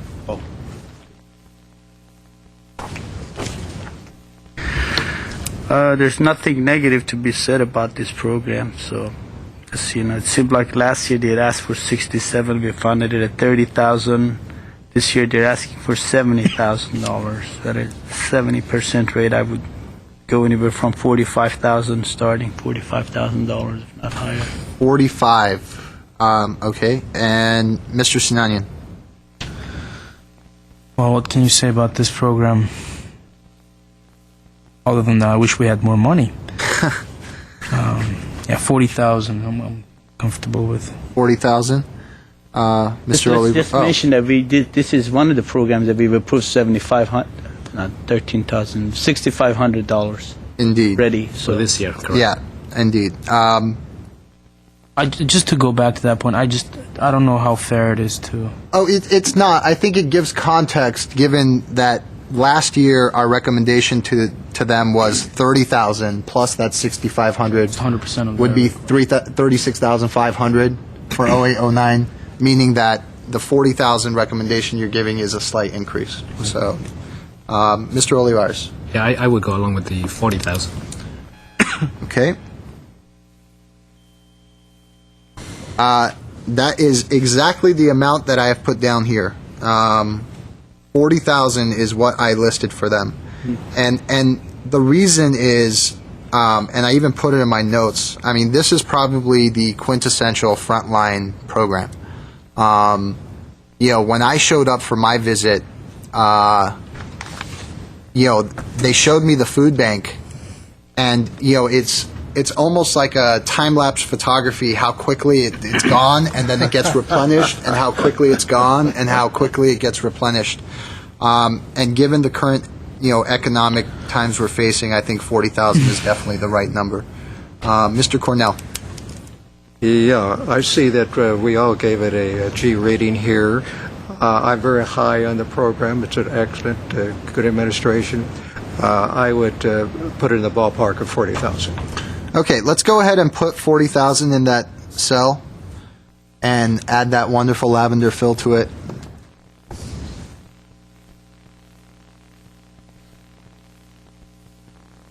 Okay, next program, the Youth Employment Program. Now, before we get to this program, let me mention something for... Bookmobile is the next one. Oh, I'm sorry, the Bookmobile. Yeah. Before we get to this program, let me mention something for the people watching at home and the committee members. You'll notice at the very bottom of the third column, column E, at this point, we're about halfway through, and again, this is a preliminary run-through.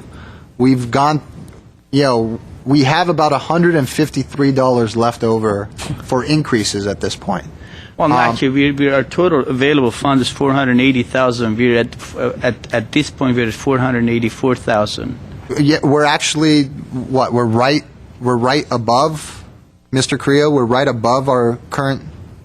Okay, I'm saying this not to not to sway us from continuing to recommend increases this first round, but I do want everybody to be cognizant Well, of keep that. one thing in mind that we copied the 0809 funding Definitely. recommendation, not 910 the request. So we still have to deal with what people are requesting as well. Oh, of course, definitely. I think this is Chairman's function on the assumption that we're going to increase as opposed to... Well, not necessarily. I just wanted to start with a baseline of last year's funding, and I think that made it really simple because it kind of showed us where we are. So let's talk about the Bookmobile program, Glendale Public Library, and Mr. Sinanian, you can start us off here. I have a question. What was the recommendation last year?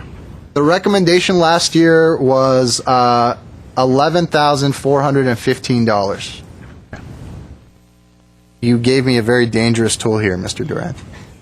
I like to point. Oh, there it is. Okay. I meant the Commission's recommendation. Yeah. It was 11,415, I believe. Let me see here. Let me make sure here. Yeah, it was exactly 11,415. It wasn't changed. Now, I'm inclined to say we should keep it at the same amount of approved funding. But the only thing that I'm concerned with is whether this is a truly frontline service that's being provided. So in light of that, I'm willing to recommend 10,000. 10,000? Mr. Olivares? I think we need to keep him at the current funding. Okay. That's what I would support. So that's 11,000. Let's call it 11,415. I thought that this was a great and efficient program, and I still think that.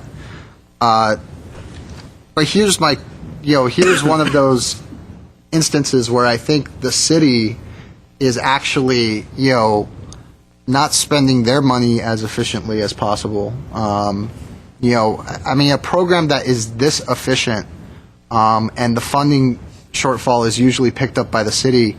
As efficient as the program is, it has declined in efficiency in the past 5 years. When you look at the number of people they've served, even though they surpass what their expectations are, you can see over the past 5 years the trend has been down.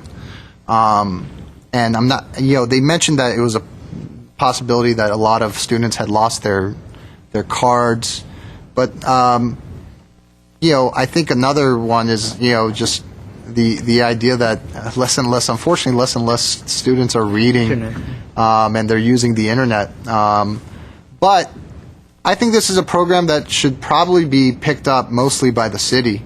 And given the rumors that I've been hearing about substantial cuts to the Glendale Public Library, decisions on where to use those funds, this is one of those programs where the general fund should be used.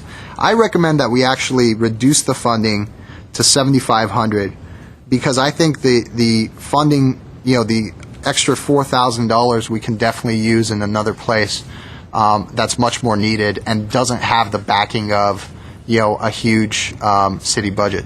So I would recommend 7,500. Let's keep in mind that when we get into those lower numbers, the effort involved to maybe one of those that maybe we shouldn't even, if that's your position, that you should not even recommend the 7,500. We'll end up like we did with this project this year. Maybe it won't be able to be used efficiently. You know what? I mean, I would agree with you, except it's a city program, so they have the administration in place. But I mean, that's not a bad suggestion either. I would, the one thing I don't want to be perceived as oh my God, he's cutting a program that is so efficient and serves people. The issue is more of where I think the funding should be coming from, and I think the Glendale Public Library should be doing a bookmobile program anyway. So it's, I mean, I would still recommend 7,500. I just didn't want to be extreme because I wanted to build a consensus, but I would agree if there were 3 or 4 people who said, yeah, I think this should be funded from the city's general fund or from the Glendale Public Library's fund, so I would recommend 0. I would agree with that. Can I ask a question? Yes, If, unlike private organizations that are not connected to the city, that do have to buy insurance, will this program have to purchase additional insurance just because we're recommending, let's say, $5,000 or $7,000 or $8,000? Mr. Van? Yeah. I mean, the one thing about city programs that I've noticed is that they have the infrastructure in place. Exactly. I mean, they have administration in place. They have access, to staff that the private or the public organizations don't. So, I mean, if we could build consensus to lower this, I would definitely be happy because we could spend the money elsewhere. But right now, let's go see what Mr. Cornell and Mr. Bagdasarian think. Mr. Cornell. I see we gave, set for one of us, we gave it a G rating. To me, libraries, well, the background that my family came from as far as education is paramount. We always emphasize reading. When I talked to Mindy, it was a question here about the increase and the demand for the services for getting books out has increased. Now, true, maybe like the graffiti, it can be put into general funds, but there's minimum general funds now. Even the police department, got cut. Libraries is no exception. We would be depriving many of the students, in my opinion, of this valuable tool of reading, cracking a book, opening up one. This is paramount to me. Maybe not an increase, but I would keep it at the funding for 0809. Thank you, Mr. Cornell. Mr. Bagdasarian. The way I look at it, it's a very good program. If there fewer students check out books, I think it probably has to be the teachers signing homeworks that they have to go, start reading books and using books, so the kids would get into the habit of taking books and reading them. At the same time, I think it's one of those programs that it should not be only for one school, it should be for all the schools in the city, anything. So, but at the same time, I've been one of the individuals who's been asking which organizations have funding from other sources. So, taking all of these things into consideration and the budgets issues, I would say $10,000 for them. Okay. Okay, this is one of the, we've got 2 10,000s, 2 at the current funding level at 11,415, and 1 Scrooge McChairman who says, Baja Books. No, I mean, okay. When's the last time you read a book? This morning. No. Okay. No, I think you want to withdraw the remark, right? No. I was just kidding. Yeah, they can't see my face, so in the newspaper tomorrow, Jason Wells is going to put Right, Stacy's right. Chairman Amirian hates books. I would think if we averaged, I would say there's a consensus here for roughly around 10,000. I mean, does anybody disagree there? 10,000 seems like a good average number if you If consider. I could just add something, Mr. Sinanian? This is the obvious, but as opposed to the other programs that provide food or after-school programs for kids, there really isn't an alternative. I mean, either you eat or you don't eat. Either you are at an after-school program making, useful contribution to your own future, or you're out in the streets or engaging in God knows what. The library is still going to be there, whether the mobile program is there or whether it's funded at a lesser degree or not. So the alternative is there, and that's my motivation. I recommend 10,000, so I decreased it. Yeah, I could go along with that. Okay, let's go ahead and put 10,000 in there and color it purple and move on to Youth Employment Program, the Glendale Youth Alliance. And I think, Mr. Olivares, it's your turn to start. Now, GYA is a great program. Yeah, it is. Granted. Number 11.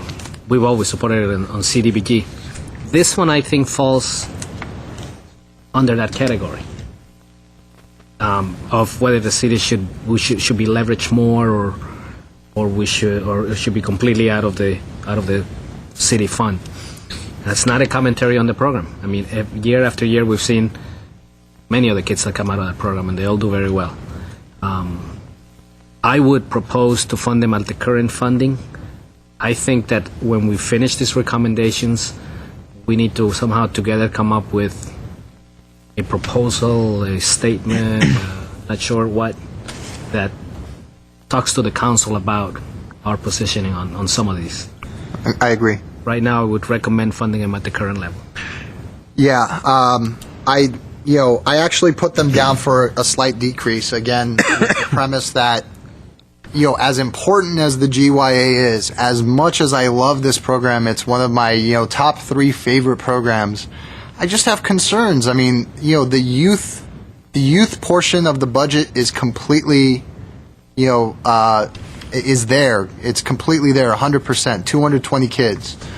But, you're talking about the supervisors now who are Glendale employees, city employees, and we're funding those, we're funding that. And, I mean, it's concerning to me. I don't want to send the wrong message here, but, I do want the city council to understand that they need to make, priorities. And you know what? Some would say, well, you don't understand the total picture of the budget process. Well, you know what? I've seen and heard enough to know that the money is not being used as efficiently as it could be. And so I would recommend a cut here, a slight cut, but a cut nonetheless to $87,500. Mr. Olivares, you had... If I may just add to something you said, I think the council did prioritize last year and the year before, and they said to us, youth programs are important. What they have not done is they have not taken it out of the different funds. Yeah, put your money where your mouth is, almost. Yeah. We reflected what their priorities are, but we did have a different take on it, is what I'm saying. Mr. Cornell. Yes, this is a top-rated program, especially for the youth.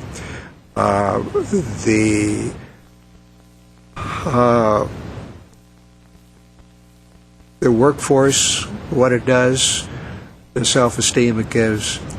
I had it at an excellent rating here, and I see we all agreed and gave it a G rating. My recommendation to keep it at the same level as 0809. Mr. Bagdasarian. Concur with your funding level. I think 85,000. 87.5. 87.5. Okay. Mr. Sinanian. 88,000, I think, is a fair number. And again, because this is a city program, and since the city feels that youth programs are important, they should do a more refined job of taking care of those programs. Okay. And what do we have? It looks like the consensus is for a slight reduction. And you know what? Go ahead and put 88,000 in that box. And again, we'll get back to it depending on how the end game looks here. Homeless Community Outreach and Assessment Path Achieve. It is my turn to go first. Let's see, 12. I visited this program, and I think it's a very important program. I think that I would be just A-okay with the funding staying at the level that it was last year. We fully funded this program last year, and I'm okay with that funding staying at that level. So 30,000 would be my suggestion. Mr. Cornell? We both visited. We saw the achievements. We saw the direction of the administration, the importance of it, especially now in the tough times we're going through, and they have an increased workload. I feel they should have a slight increase of 2,500, so I would recommend 32.5. 32.5. Mr. Bagdasarian? I would go with the 30,000. Last year's level. Okay. Mr. Sinanian? In light of the change of social conditions, 32.5 I think is a proper number. And Mr. Olivares, you have the last word. No, I would support 32.5. I think they're one of the most professional, efficient groups, and I see, they're Mr. gonna, Chair, even though we it's all- only a couple of thousand more, they're We all going gave it to a 5 rating. 1 second, Gary. yeah, they're going to need it in the times that are coming. So I see we all gave it a G rating. Well, then 32.5 it is. 32,500.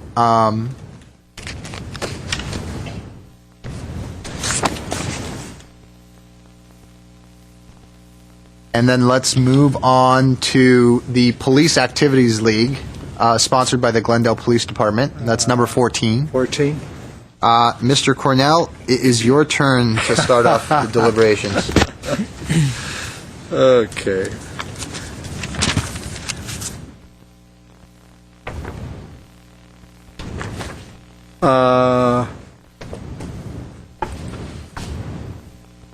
Yeah, this program, I see they finally got set now in establishing a headquarters.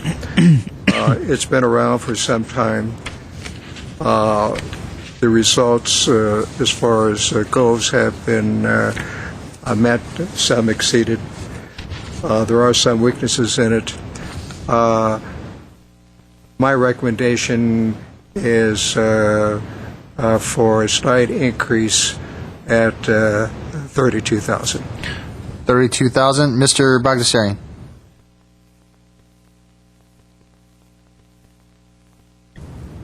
I would be fine with the last year's recommendation of 30,000. 30,412. Okay. Mr. Sinanian. 30,000. 30,000. Mr. Olivares. I would support the 30,000. Yeah, I have no problem with the 30,000. I mean, it's going to end up probably looking like a slight decrease, but in no way, shape, or form should it be taken as such. I think that this program is fantastic, both the equestrian and the boxing. And to those who would argue that, well, boxing and equestrian sports are not frontline, you know what? Getting kids off the streets, and the kids that we saw in these programs, the discipline that they have, the perception they have of police, the number of arrests I think that this program possibly saves in changing the impression of police officers in our community, especially amongst immigrants who generally have a poor view of the police. I think it's a fantastic program. So 30,000, I think, is the consensus for this program. We all gave it a G rating. Wonderful. Students training as role models, the STAR program. 14? Mr. Bagdasarian, it is your turn to start us off.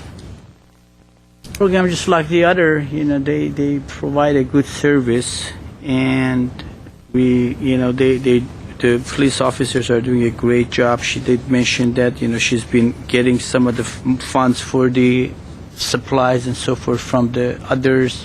I would, given the current situation, I think if we just keep it at last year, even a bit lower, they'd still be able to manage. I would put it at $20,000. 20,000. Mr. Sinanian. So again, it's one of those hard ones. 22,000 is the number. Okay. Mr. Olivares.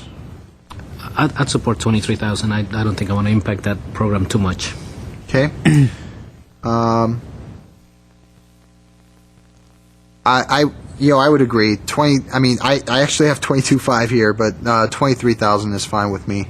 And Mr. Cornell, you have the final word here. Well, I don't, because the consensus is already there, but we did give it, all of us, a G rating.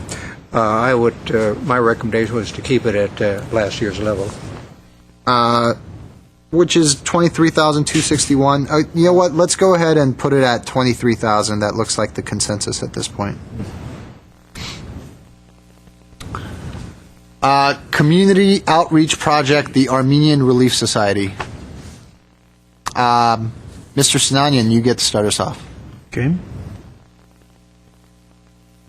I just need 1 minute. Not a problem. It is number 16, and I'll use the handy laser pointer here. What was last year's recommendation? Right there. That's the recommendation. In fact, last year's recommendation, I believe they were slightly decreased. The last year's committee recommendation was 55. It ended up being modified to 53,750. And that was that percentage cut across. Right, the across-the-board cut. And again, this is one of those organizations that provides a tremendous amount of service and fills a huge void. And in light of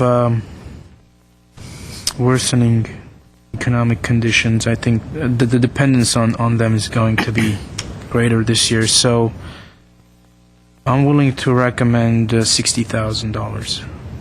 60,000. Mr. Olivares. I was gonna, and I am gonna recommend 53,000. 53. Only just a slight decrease, but commentary on the presentation today. I think this is the first time that we had such a good presentation, where it really gave us and the public a good picture of what the ARS does. But 53,000 is my recommendation. Mr. Cornell, quick question. What was the rating here? We all gave it a G rating. Okay. I would recommend this at a $60,000 level too. I think an increase of less than 10% over this committee's recommendation of 55,000 last year for this organization during this economy is one that is definitely doable. So I would recommend 60,000. Mr. Cornell? I have it as an excellent program. The goals and objectives have been met or exceeded. It was your recommendation a little bit more. When I had in mind, I had around 57.5, but whatever consensus is, I can live with that. Okay. And Mr. Bagdasarian? I was going to suggest $65,000 given the number of immigrants that are actually coming and the increase in load in their services. I think they talked about the fact that a lot of migrants like to come to them given their cultural background. So my vote would be for $65,000. Okay. Again, here, just kind of looking at, we got two 60s, a 53, a 65, and a 57.5. Yeah, Mr. Olivares. Let me change my mind, if you will. Yeah. I mean, given the fact that we're going to have an increase of an influx in that particular part of town, I could support an increase because it's no different than the other ones down on San Fernando Road where they're seeing the same impact. Okay. I just know we're going to come back and change some numbers, but Yeah, we will. I And could support 65. Okay. Well, now we have two 65s, two 60s, and a 57.5. I think let's go ahead and put 60 in there for now. Okay.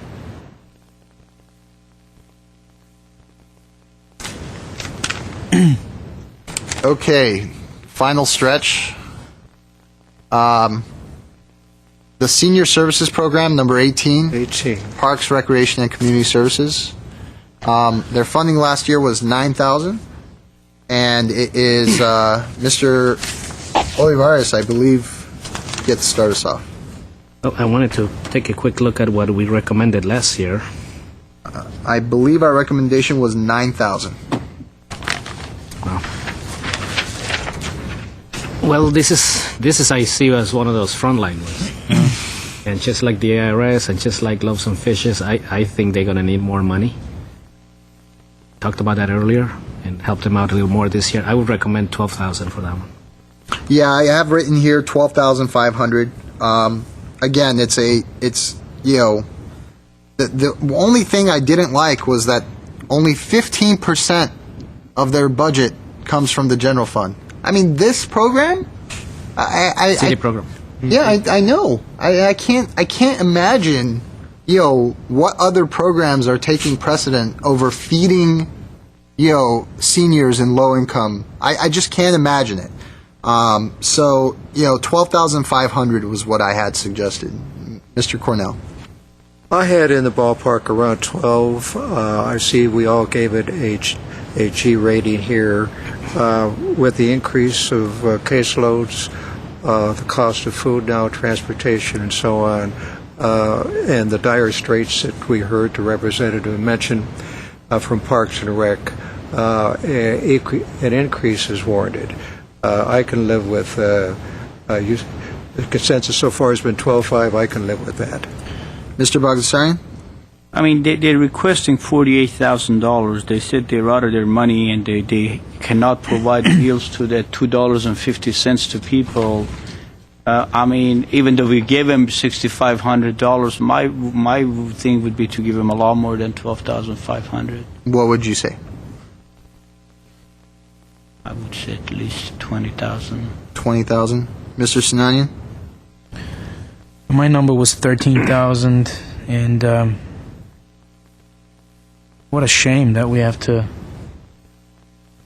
cut down on money that's being asked to feed the elderly. I mean, from 48,000 to 9,000, we give them 25% of what they're asking for. yeah. Well, it's, they've increased their request. Remember, they've increased their request by 100% over last year. That's probably because 18 people are on the waiting list waiting to be fed. So I have a fundamental problem with this, but the city needs to step up. And I agree 100%. The city needs to step up here, and this is one of those programs that I don't understand. I mean, what? All due respect to youth programs and others, and Glendale, I mean, every one of them deserves money. I mean, please don't get me wrong. I mean, you talk about $2.50 to get food, frozen food to an elderly, and we're sitting here want to give them $9,000. It's like 25% of what they're asking for. Let's remember that the $250 is the cost to the client for the meal, which is a very reasonable cost. And it's a donation. And it's a donation, which really means is that they're actually leveraging themselves. Something we don't see all the time. Yeah, no, that's true. That's true. The consensus here right now is 12.5, and it's probably something we're going to discuss further. But let's go ahead and put 12.5 in there. The next one is number 19, the Youth and Family Services Program. That's the Parks, Recreation, and Community Services. It's my turn. It's a youth outreach program, and the bulk of the funding here is from the Parks and Recreation. Their total budget is just over $250,000. And again, it's one of those disconnects I have. The total budget of this program is $250,000. The total budget of the Senior Services Program, again sponsored by Parks and Recs, is under $200,000. They said that 83% of their funding, the youth program, is leveraged by city funds, while the Senior Services, 15%. So, I'm sure that there's a rationalization out there. Oh, this is the rationale for it. But I don't think any of that rationalization, can stand under just basic numbers. I mean, you kind of go, what? What are they thinking? But But I recommended to keep the funding at the same level, $15,000. Mr. Cornell. Evidently, you haven't seen the makeup of the council, Mr. Chairman. There's no senior citizens up. Not yet. Really? Mr. Oh, you know what? I don't want to get myself in trouble. Don't name any names.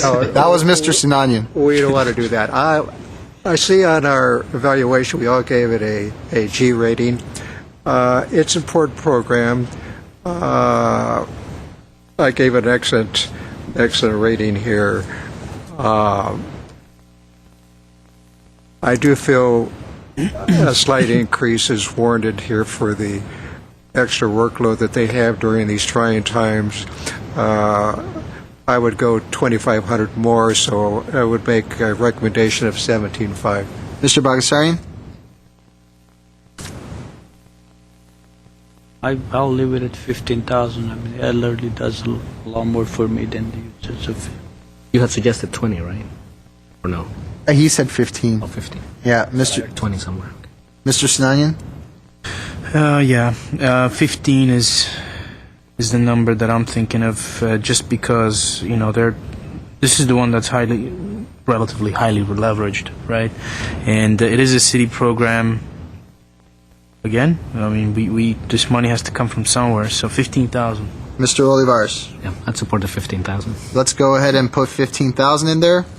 Last but certainly not least is the Create Freedom and Awareness Youth Seminar, the ARC Family Center. Mr. Cornell, you get to start us off. Okay. That's number 20. Yes, I see our evaluation, we all gave it a G rating.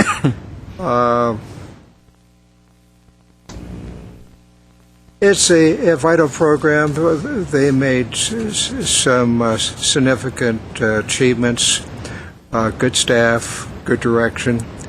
I would like to see a slight funding increase up to 10,000. Mr. Bagassarian? I would say 12,500. 12,500. Mr. Sinanian?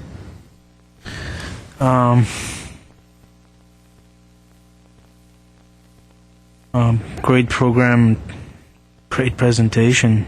11.5. I can't go more than that. Mr. Olivares?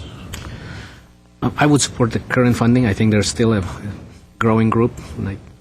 It's a great program. I mean, I think the two presenters were fantastic. I'd support the current level.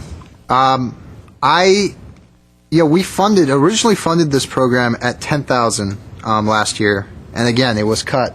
The public kind of gets an idea of like, really? I mean, all these programs you're talking about were just cut last year? Yes, they were. I would recommend 10,000, and I think that seems to be roughly the consensus. So I could go along with that. yeah, let's go ahead and put 10,000 in there. Okay, Maestro, Mr. Carrillo, what is our grand total deficit here? You don't have The timpani, the drum roll. Mr. Chair. 8,000 we do. We're $8,230 over, Not too bad. I think or under. We're under. Over. over. Total We're public over? service 493, Yeah. funds available 484. Mr. Duran. Mr. Chair, I have some late breaking news. Oh, Got wonderful. more money. I received notification from our housing staff while we were in this meeting. We are anticipating another payoff on an old CDBG funded rehab loan of $21,000, which will translate to an additional $3,000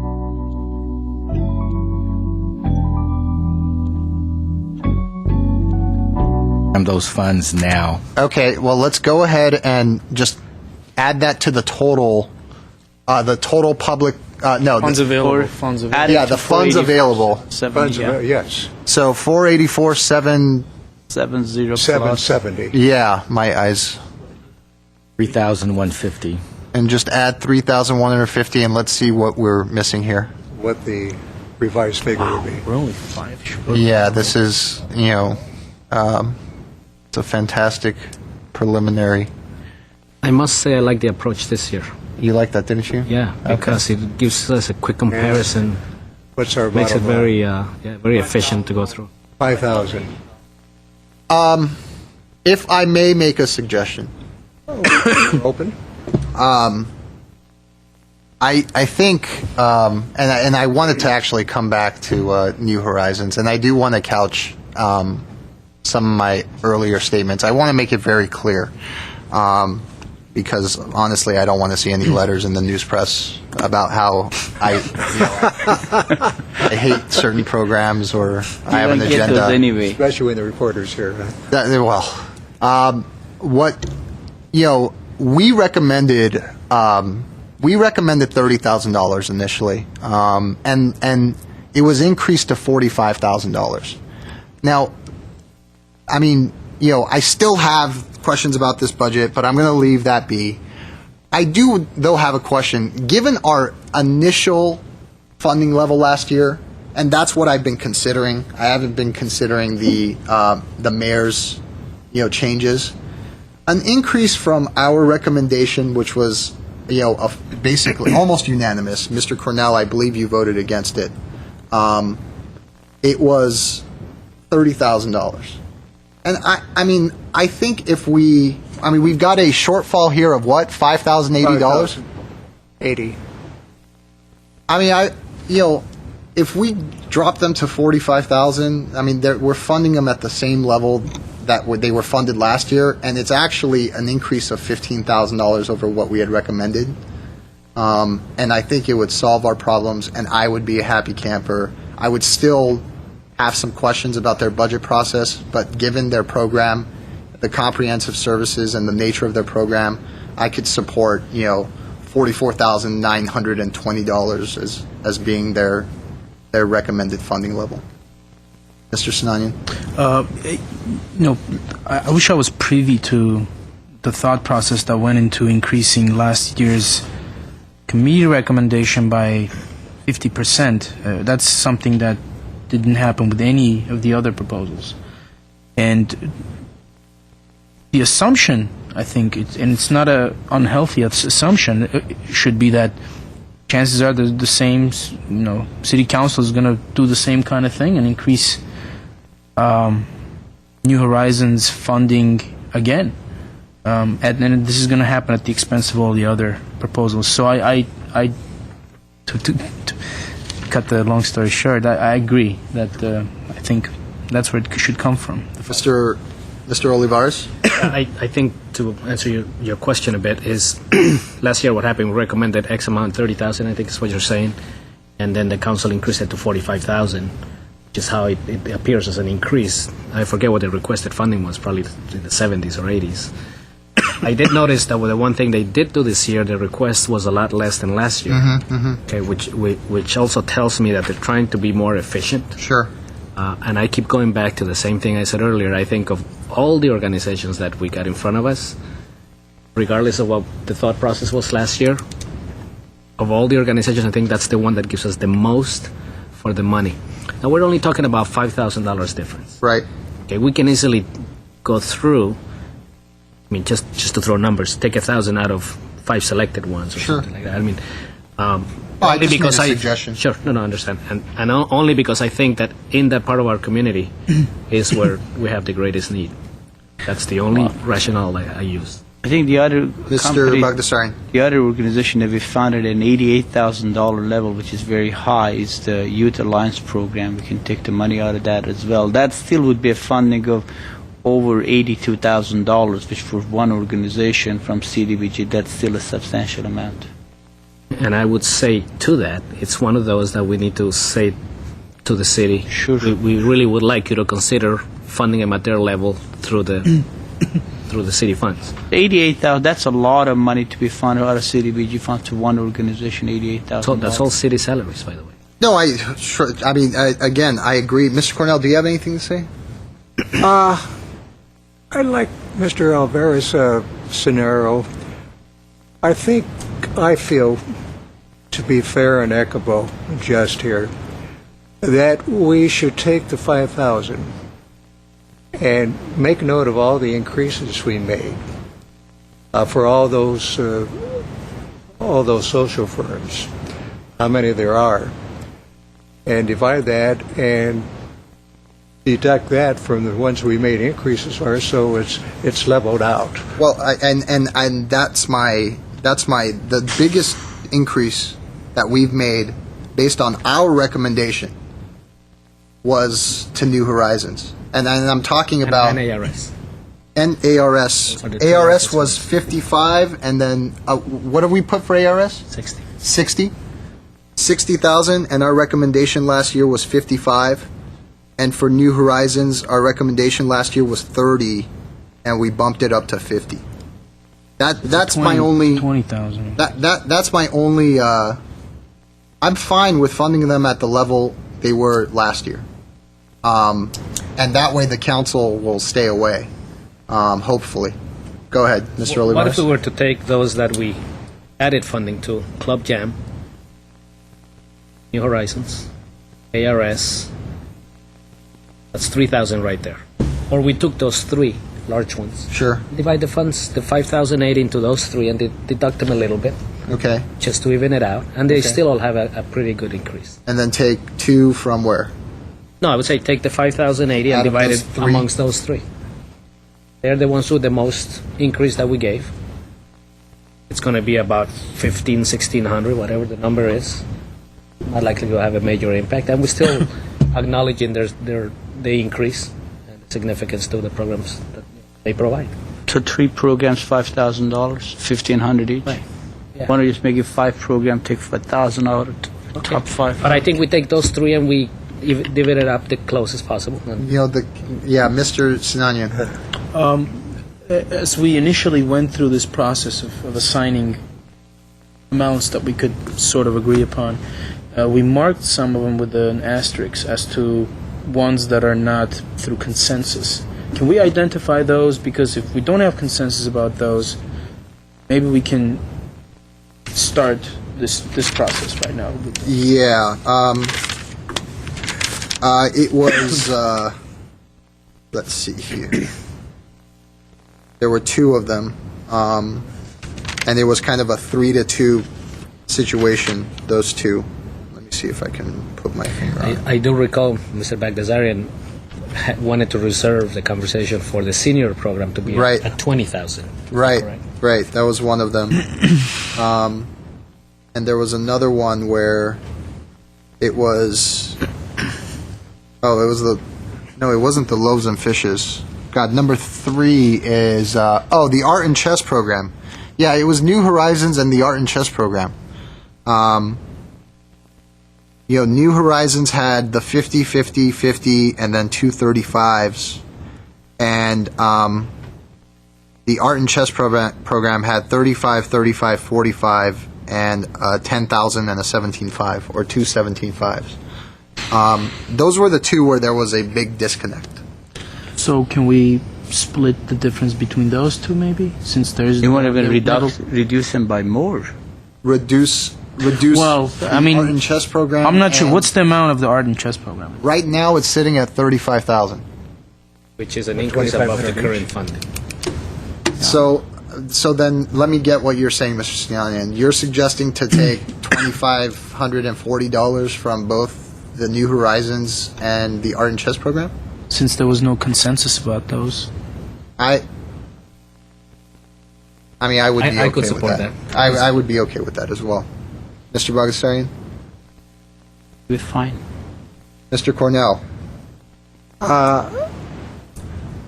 I can live with it. I see it's being applied to a couple, not just one, so I can live with it. Okay, so let's go ahead and do that. Let us subtract $2,540 from the art and chess program and $2,540 from the New Horizons after school program. Now, did we want to go back and discuss the 20,000 for senior program? We can. It's up to Mr. Bagdasarian. Mr. Bagdasarian, do you still want to fight for that? Even the exercise that we just went through, I mean, we just going to have the same issue. If you want to raise that from 12.5 to 20, you talk about $7,500, and where would we find the $7,500? Any feelings if you just want to cut some of it?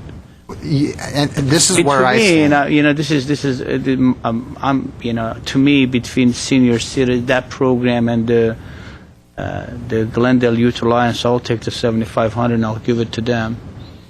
Bring them to 80 and they came to 20,500. I'm sorry, can you say that again, please? The 11th, the Youth Alliance, Youth Employment Program, Glendale Youth Alliance, I'll take that to 80,000, which is still a decent amount, and move that to 20,500. Oh, to move the Senior. add it straight to the senior services program. So add 8,000 to the 12.5. Can we agree on maybe splitting the difference between those two also? That'd be What, taking only anything would be better 5,000? than over yeah, instead of taking away 12,500. that, sort of a little extreme. I think that 12,500 needs to go up. Mr. Cornell, what are your thoughts on that? Of deducting a few $1,000s from the youth employment program. So taking Given the concerns that that the city should be funding these programs more themselves anyway, and that's something we can talk about after all of this funding. But what would you think about taking some of the GYA's funding and putting it into the senior services program? I have no problem. I've senior citizens is comparable there, and I guess I'm more prone to that, being a senior citizen myself and seeing what they're going through. Yes, I could live with that. But that has nothing to do with the balance that we just made, Dan. No, that's it. This is completely another different. adjustment. It's completely Yeah, different. Fine, I can live with that. Mr. Olivares, Yeah, I can go along with that. how much do you think? I would take the 8,000. Okay. I'm sorry, you would Take just 8,000 from GYA and take it to the seniors program. So That would be instead of- my votes too. Instead of 12.5, it becomes 25, Five. and With- the other will with- become 88,000. with the condition that we're going to discuss those programs that we think should also be more leveraged or paid for by the Sure, city. absolutely. Okay, Mr. Cornell. No further comment. Uh, I'm my a situation is a little different. I don't know if I your suggestion is to take 4,000 instead of 8,000. right sort of And soften it's- the impact. Yeah, I know. I understand. And I would lean toward that direction, but I think in this case we're talking about 5% in terms of the GYA versus 20% or 25% for the senior services program. So to compromise, I think that would be fine. So let's go ahead and change the senior services program, the Parks and Recreation and Community Services, to 20,500, and reduce the GYA to 80,000. Gentlemen? Mr. Chair, Yes. Mr. Duran? if I may, I didn't want you to get off so easily.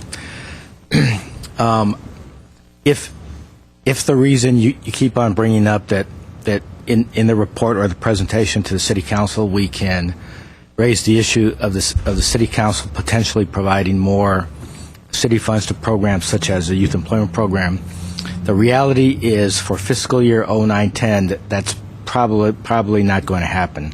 So if you're expecting it to happen, it's not. But if you're not expecting it to happen in fiscal year 09-10, then your recommendations are fine. And also the other direction you got from the City Council, if you remember, was that they wanted to prioritize safety net programs, and so hopefully this reflects that. Mr. Bagdasarian? I think we're in a solid ground. We are funding the youth program by 80,000. That still is a substantial amount, and we are funding senior services at 20,000, where they're asking for 48,000. So it's less than 50% of what they're asking for. So I think it's a sign. In this, we're talking about providing food at $2.50 a meal to the elderly in town. So. I have a final question before we put up the lights.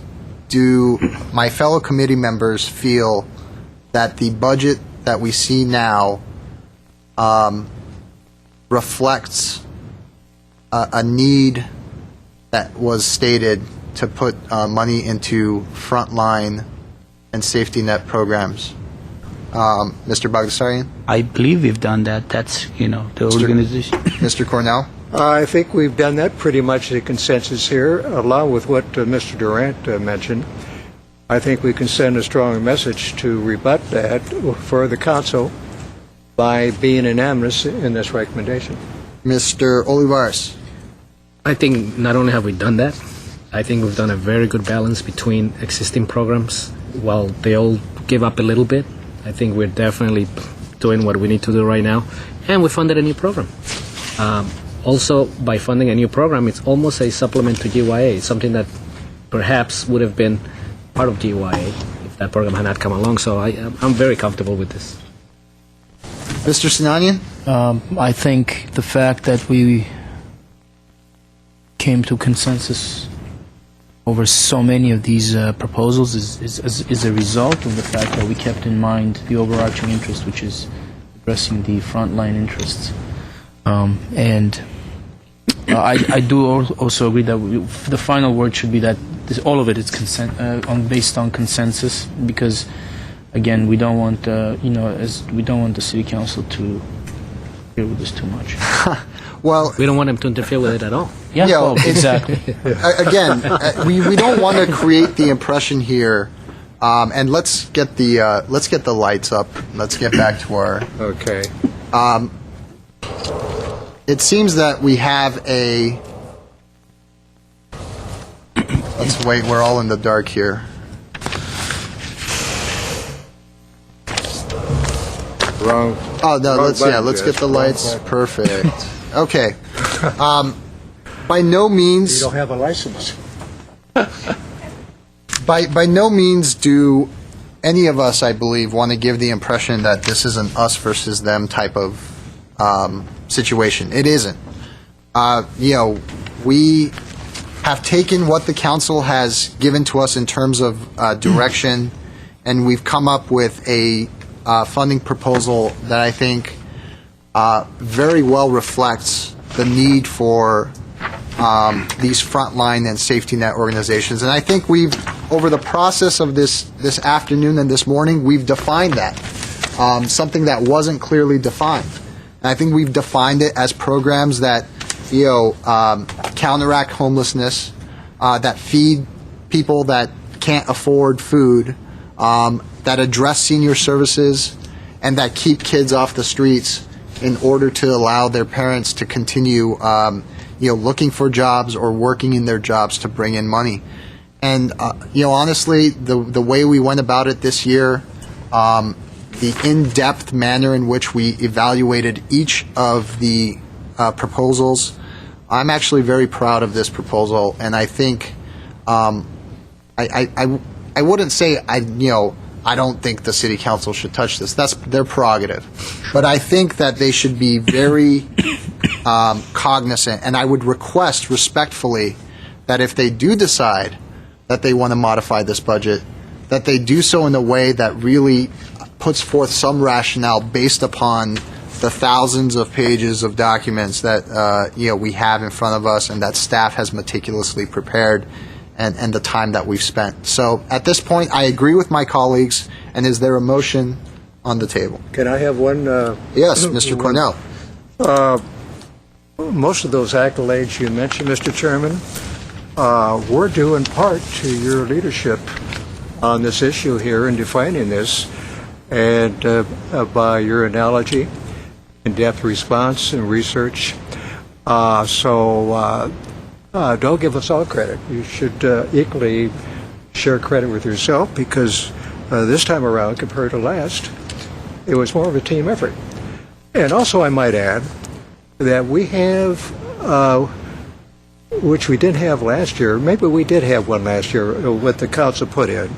I think we have, 2 new firms that we fitted in, sandwiched in. So I think it is a very constructive funding program, one that, with the unanimous consent from all of us here, will send a loud and clear message to the council that we were on target this time. Thank you, Mr. Cornell. Mr. Olivares. Oh, Mr. Duran. Yes, Mr. Chair, in order to pass the motion, would you mind if we read the recommendations into the record? Oh, of course, and we'll do that in just a second, Mr. Duran. Mr. Olivares. I wanted to say again that I feel that the way you suggested this approach today, going down the line with the recommendations, really works well, and it's probably something we should consider just doing in the future as a matter of the way we do things. Also, I've been in this committee a long time, and I feel, and I've heard it from staff earlier, that I think this is going to be has been one of the best groups, because we have the ability to interact and work it out and go in as a group with consensus. And also at the same time, I know that Mr. Duran's comments about the ability to have, if the city chose to leverage some of this, it's probably not going to happen this year. That's okay. I think what we need to do is I would personally like to request, and maybe the committee would like to make this part of the motion, that we would like the council to have a conversation and a discussion as to where they stand on our recommendation about using city funds. And maybe it's not this year, but maybe it is. Maybe it's next year. We start the conversation now. Mr. Sinanian. Thank you, Mr. Olivares.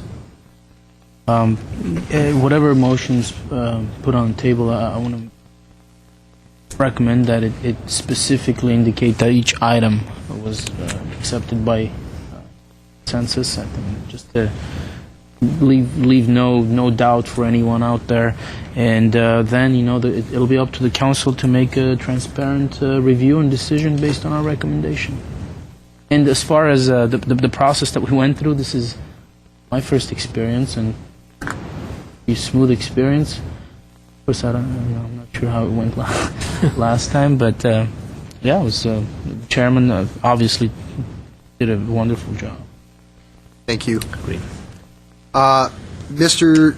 Carrillo, can you please read into the record the funding recommendations? Yes, Mr. Chair, the funding recommendations for the fiscal year 2009-2010 CDBG Social Services recommendations are as follow. Number 1, after-school program Club Jam, $35,000. After-school program New Horizons Family Center, $47,460. Art and Chess after-school program, $32,460. 4th annual ADAA Reading Series, 0. English Cafe Live Your English, 0. Fair Housing Program, $10,000. Intervention Prevention Clinical Group, $27,000. Loaves and Fishes Homeless Prevention, $40,000. Temporary Skilled Worker Center, 0. Bookmobile Program, $10,000. Youth Employment Program, $80,000.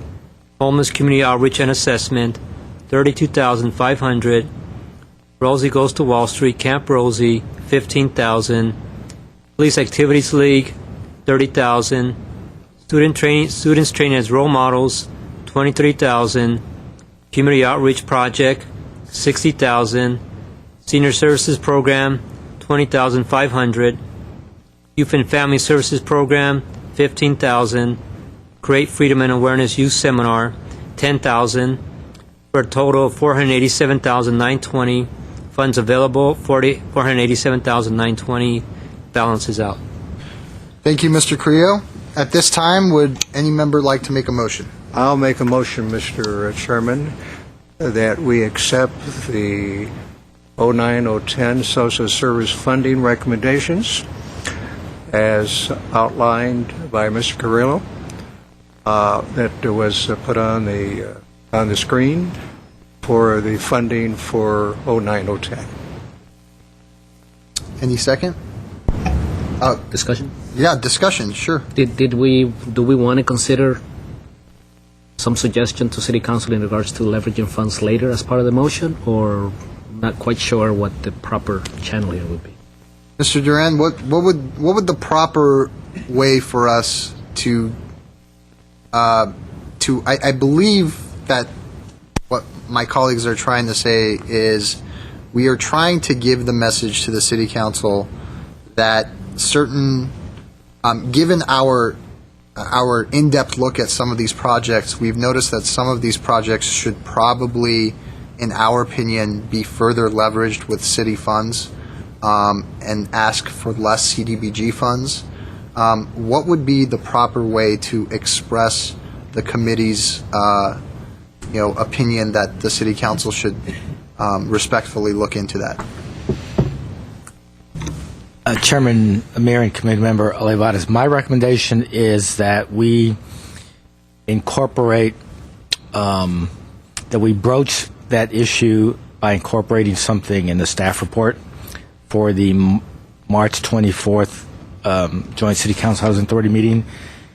And then as you attend the meeting and you make your own comments, you can reinforce the committee's recommendation that the council at some point in the future give serious consideration to leveraging more general funds to these CDBG funded city projects. Mr. Olivares? And I agree with that. My only suggestion would be that in the staff report, it really be highlighted paragraph, if you will, as opposed to a paragraph part of a much larger report. Special recommendations Special by committee attention. or bold letters, something along those lines. Mr. Duran, Mr. Bagdasarian. It may actually, to make it have some muscle to it, mention that in the past, committee may want to consider allocating less funds to the programs that could be a city program, because that would, in a sense, do the job. Because, You're getting tough now.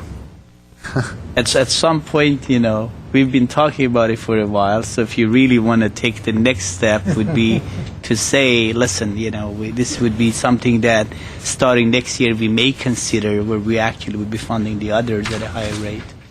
And of course, we expect Mr. Duran to use the perfect diplomatic language when he says that. Absolutely. Absolutely. We want to walk softly, and we don't really have a big stick, but... You should run for council, I like that. Okay. Before we get to that, Mr. Duran, yes, Mr. So we have a motion. I pretty much echo what Duran said. I think to really put it over, get the sales pitch, and have a unanimous opinion and make an impact.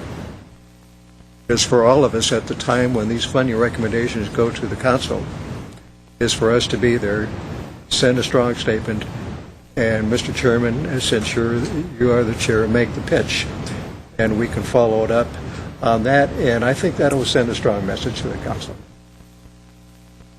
I agree with all that. So if there's a motion, I would second the motion as presented by Mr. Cornell. We have a motion and a second. Roll call, please. Committee Member Alec Bagdasarian. Yes. Committee Member Gary Cornell. Yes. Committee Member Efren Olivares. Yes. Committee Member Zari Sinanian. Yes. Chair Zari Amarian. Aye. Let the record reflect that we have a unanimous support of the funding proposal. And Mr. Duran, for technical reasons, we'd ask that you include in the staff report our concerns and comments regarding further leveraging funds, and especially highlight that. Got it.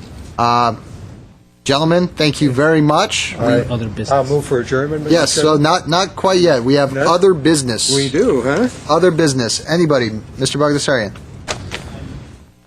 No, I don't have any. Mr. Cornell? Nothing else except my motion to adjourn. Mr. Olivares? No other business.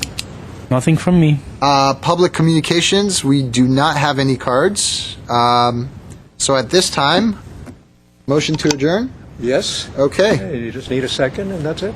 I think a motion to adjourn is quite enough, right? Efficient, yeah. We're adjourned. Adjourned. Okay. Thank you. Good. Thank you. Good.